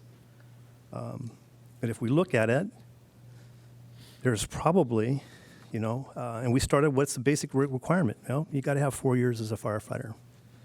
And all the things that we've listed on here, there's only one thing that's optional, and that's the orientation. That's optional. We make it available to everybody, but they don't have to come. But all the other elements, the written, the oral, the background, the poly, various levels of review, the psychological exam, orientation of special duty, the weapons qualifications, the field assignment, and platoon duty, PC 832, all those are elements that they have to do. And they're in some form or fashion in one of the 8 documents that I have to comprise this one board report. So I'm here to take questions, and I can answer anything that you have, but I want to just apologize to my arson folks that, that this was not the policy, it was more or less the baseline. Okay, so I know you guys came up here and were concerned, and you should be concerned, but the policy is going to go through all those elements, just like we've done all our policies at arson. And that's what I did when I was in arson, is we ran it through the machine. And it took probably 18 months to get through all those policies, because it's just a long process, because you want everybody to have eyes on it. Commissioners, are there questions? I hear him saying there's no policy, but is every candidate for the arson department hired and follows the same steps toward hiring? Yes. Okay. There may be some, when someone's on a list, then that's where we need to get all the stakeholders in the room, because when you go through the background process, some folks aren't successful, and they may be high up on the list, and then people below will be successful and actually be ready to be hired. So that requires a discussion with all the stakeholders. Well, how do we go about that process? So there is some discussion that would take place if you have a vacancy, placement on the list. All those things are in the required discussion with all the stakeholders. Decide how do we go about picking those people. If they're not successful, do we hold up everybody and hold up the list? Well, we'll wait for someone that may not be successful through the whole entire process. So what do you do? Do you hold up the list waiting on that person?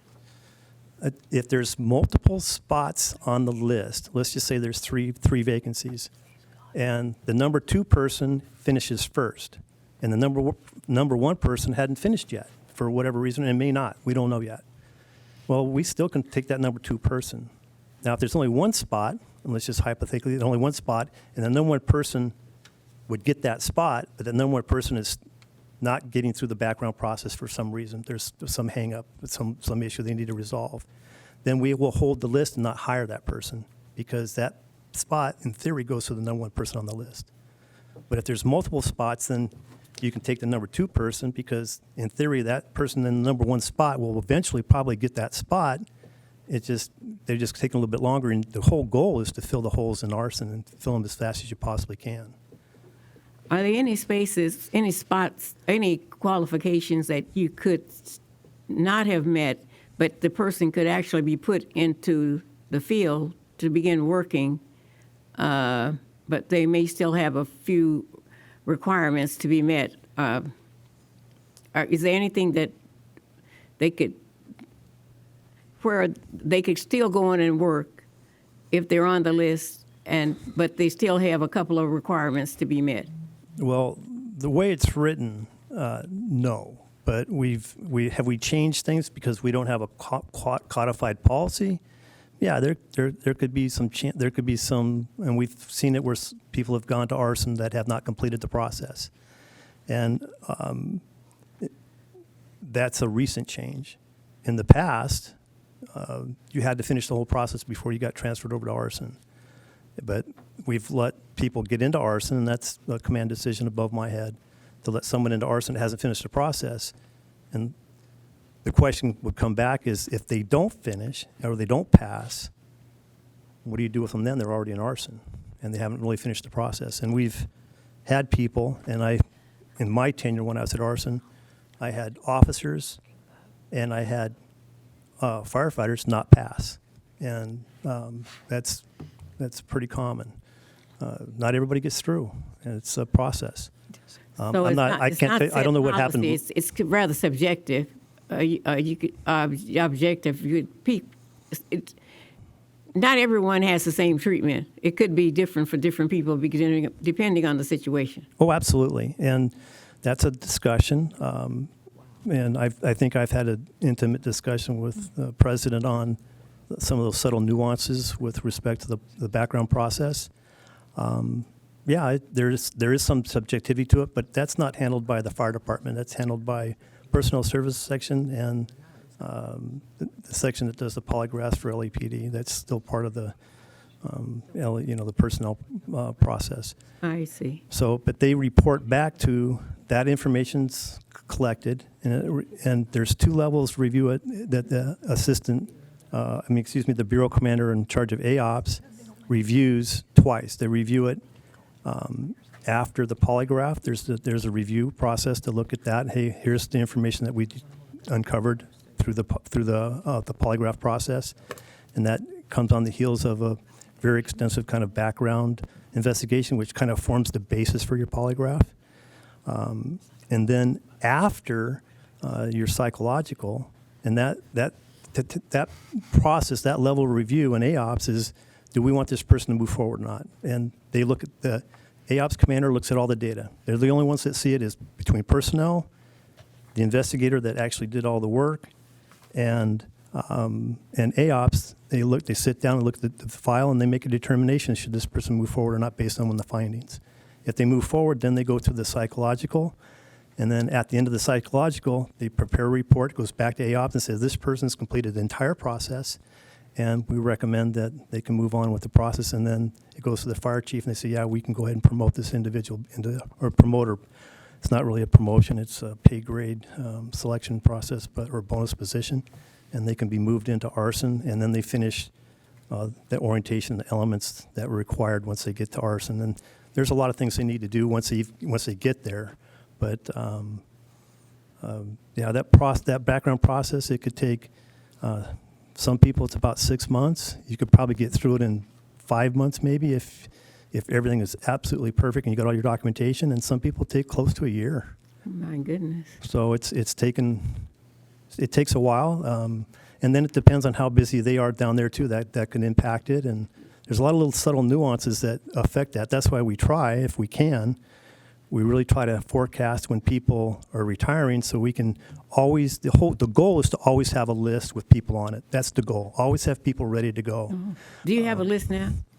There is a list that's being formulated right now. I believe they've just finished oral interviews. So they should have how many vacancies do you have? I believe they have 3, correct? 3? Or him. 3? Yeah.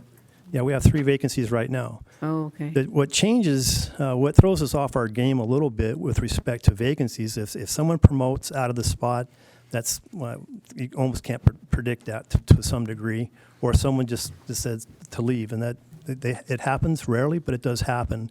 Typically, though, we can forecast because they actually retire out of there. And then once we can forecast that, it's a little easier to manage.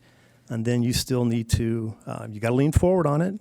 It's incumbent upon the leadership there to make sure that they have a list, or they have something in the hopper to get going. And, life gets in the way, fires get in the way, and, storms get in the way, and that kind of slows that process down. But the goal, and I don't know, Rob might be able to speak more clearly to it, but always have an active list, or at least have one in the hopper, and try to have someone to hire in case you anticipate a vacancy, or just someone decides to move on with their life and take a different path, and then you want to have something on that list. That's the goal. It doesn't always work out that way, but that's the goal. So the ones on the list, as soon as the list is finalized, can fill the 3 positions? Yeah. Oh, absolutely, yeah. Oh, okay. As soon as we find out, there's always a need to keep that department up to date. And there's things that they can do in the interim. There's firearms training that they should take, and that's a state requirement. We follow the state requirement, but most of them take that to even get through the interview, because they want to score really high on their interview. So if they have firearms training, that really bodes well for their interview process, but it's not a requirement. And I think we've had people, and it's certainly the officers, have gotten into the section, and then they start that PC 832 and the firearms and the laws courses and all that stuff. It's 64 hours you have to take at a junior college somewhere around here, but that's the process. But once they get, if they get past that oral and they get banded on that list, then we're going to try and hire them 1 through whatever that number is. And in my history, we've I want to say, Rob, you may know more than I do. We almost expired the list. We take everybody off the list unless they don't pass the backgrounds, pretty much. And don't quote me because I don't have my paperwork in front of me, but most everybody that gets that list gets hired unless they don't pass the background, and that does happen from time to time. Thank you, Chief Nelson. Okay. I would like to acknowledge, Chief Nelson, that you're aware that this is not a policy. Oh, absolutely. But This is. I want to acknowledge that we did meet, and I did ask you if you could just begin to put something down that would help me understand about arson. So what I'm still looking for is a comprehensive policy from beginning to end. We have had, I believe, Mr. Eisen, have we not had 16 or 17 already investigations of arson? But we've had quite a few, right? And my belief is that the reason we keep having to investigate arson about improprieties and things like that is because we don't have a policy. We don't know what needs to happen. This is just my opinion. I do want to thank you for this, though, because we did meet, and you did say to me that you would explain the hiring process, and I think you've done that very well. This is very clear for me. But the problem comes in that we don't have a policy in when an arson investigator is called out, and you have a battalion chief who is the incident commander. I need to know what happens then. I need to know what happens with arson when they're either at Fire Station 17, I guess is where they are, or when they're not on platoon duty and they're at Frank Hodgkins. I need to understand, and all of this should be in a policy from beginning to end. I need to understand who's in charge of which, because the fire department is very hierarchically structured, so that if I'm the battalion chief, which means that I'm the incident commander, right? And then someone comes from arson and says, I've been called because someone said that they thought that this was a suspicious fire. This is where the head bumping happens along the line. Who gets to tell the arson investigator what they should be doing? Or should the arson investigator, under the policy, be saying to the incident commander, here are the things that I need to do based upon what I'm tasked with doing, because they are quasi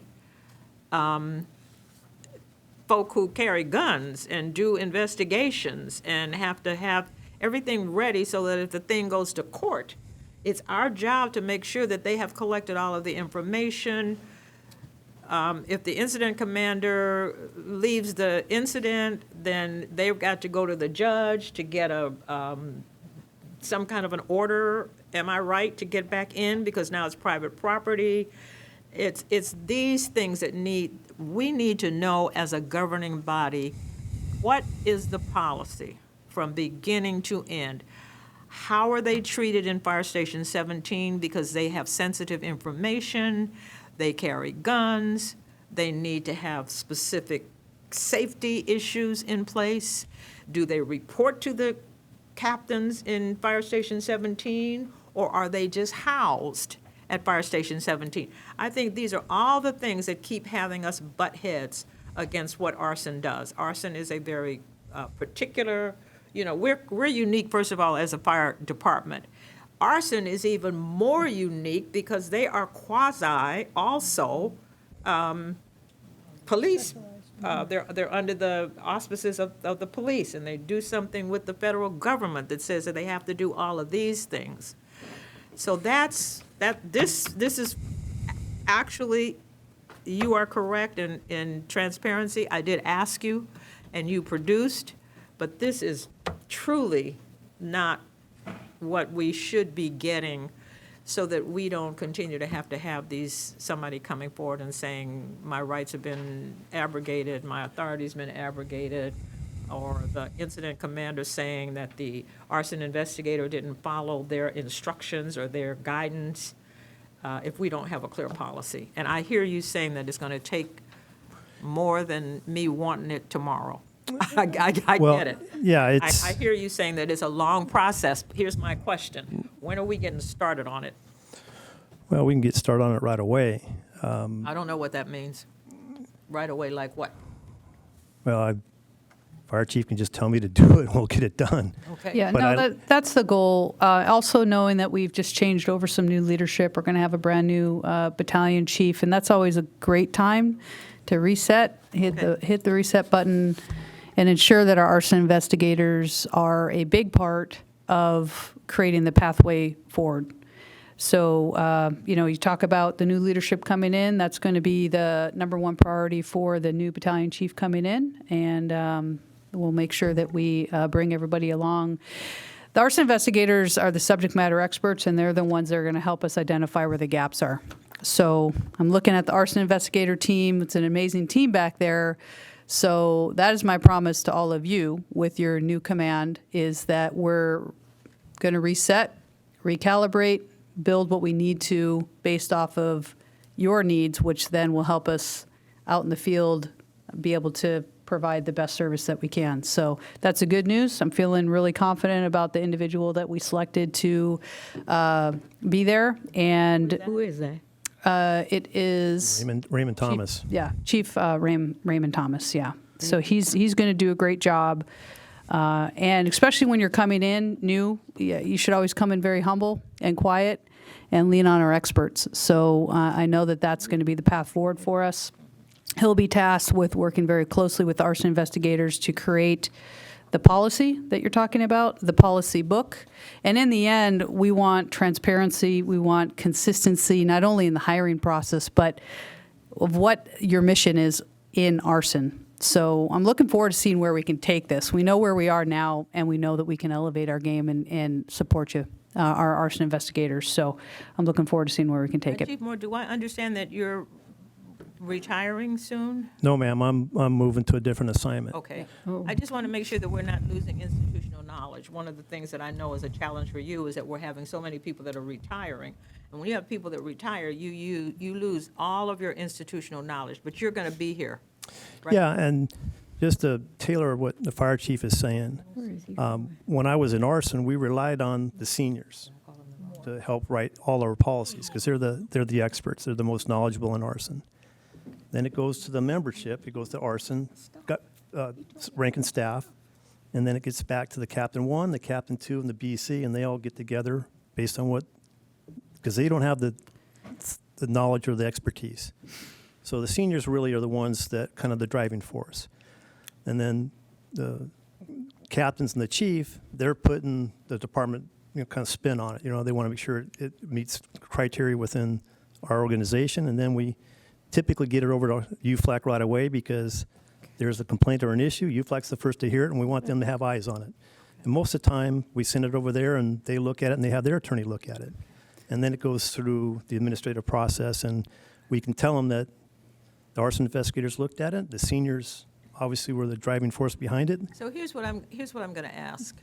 In 60 days, I would like somebody to come back and report where we are, not the policy, because I hear you saying that this is a long process, it's very complex, but in 60 days, I would like for someone to report back on where we are. Yes, ma'am. So, and we'll be happy to report back in 60 days. We have our new battalion chief coming in. Also, Chief Shao has been identified, who will be taking Chief Nelson's position.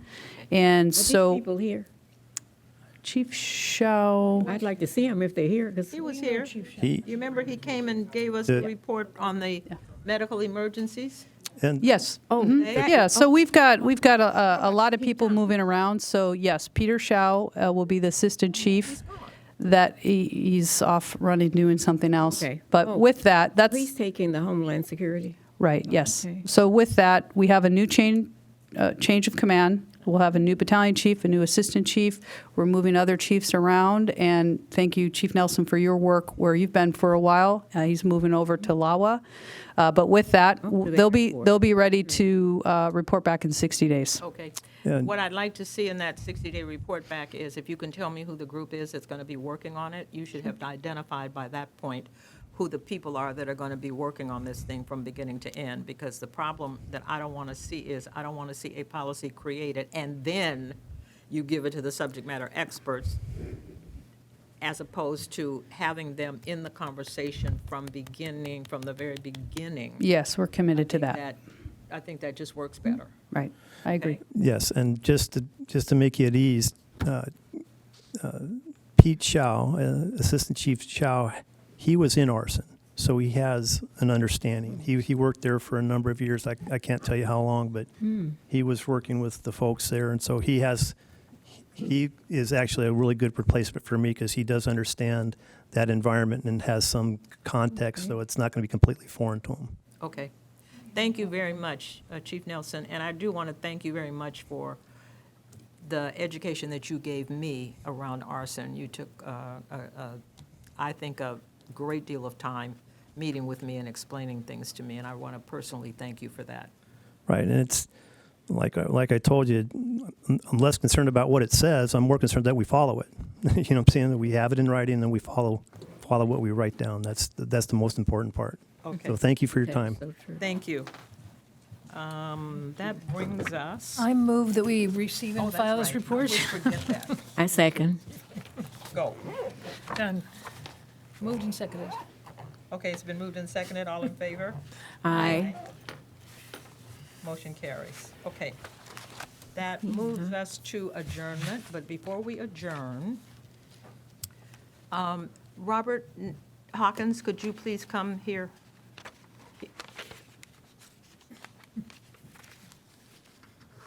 No, right there, where you can, so I can hear you. I have a question. Yes, ma'am. And I have a concern. Needless to say, I'm very much aware of the Stentorians. I know why it was started. I understand Arnett Hartsfield's entire story. My question to you is, you said that you are going to be meeting with the fire chief on a regular basis. Is that correct? In my statement, I didn't say that. Did I hear you say, though, that you're going to be meeting with the fire chief? Yes, we do. Okay. We normally, yes. All right. Here's my question to you. Why are you not meeting with the fire commission on a regular basis? We're the other side of the house. They do operational, we do governance. So if you're going to be meeting with the fire chief from time to time, which I think is a great thing, I think Los Bomberos should be meeting with her. I think the women of the fire service should be meeting with her. My question is, why are you not meeting with the fire commission on a fairly regular basis? Now, you can only meet, Robert, with 2 of us. That is true. But there are 5 of us. And so my question is, would you consider meeting on a fairly regular basis with the fire commission? We're going to be meeting with labor. We meet with UFLAC. So I am asking you if you would consider meeting with the fire commission on a regular basis. Madam President, I have an answer for you. Yes, we would love to meet with the fire commission. Our meetings with fire commission have been in fire commission meetings, but I would love to meet with you on a consistent basis. Yeah. And I'm not suggesting that you don't come to fire commission, but when you come to fire commission, you're making presentations. Correct. That's after the fact, Mr. Hawkins. That's when you have discovered that there's something that you need to tell us or that there's something that is awry. What I'd like is if you can stop and chat with our independent assessor and see if you guys can figure out a calendar. I think one of the things that this fire chief is noted for, and I'm hoping that I'm noted for it too, is I think with regular conversation, you nip problems in the bud and they don't become problems. Correct. I would like to be in those conversations. Go ahead. Say No, I would like to be in those conversations. And once we used to meet with the board of Centurions at your headquarters when they had the board meetings. We used to. That was before COVID. I don't. You know. Right, If you right. Go back to that. We have met before, one-on-one meetings from time to time, but if we're going to change this department and this culture, I agree, we have to start talking and meeting together. Okay. If you can make that a priority, I would very much appreciate that. And I think if you just connect with our independent assessor Will do, Madam President. and make that happen, Will do. Thank you. thank you. Is there anything else that we've left out, or can?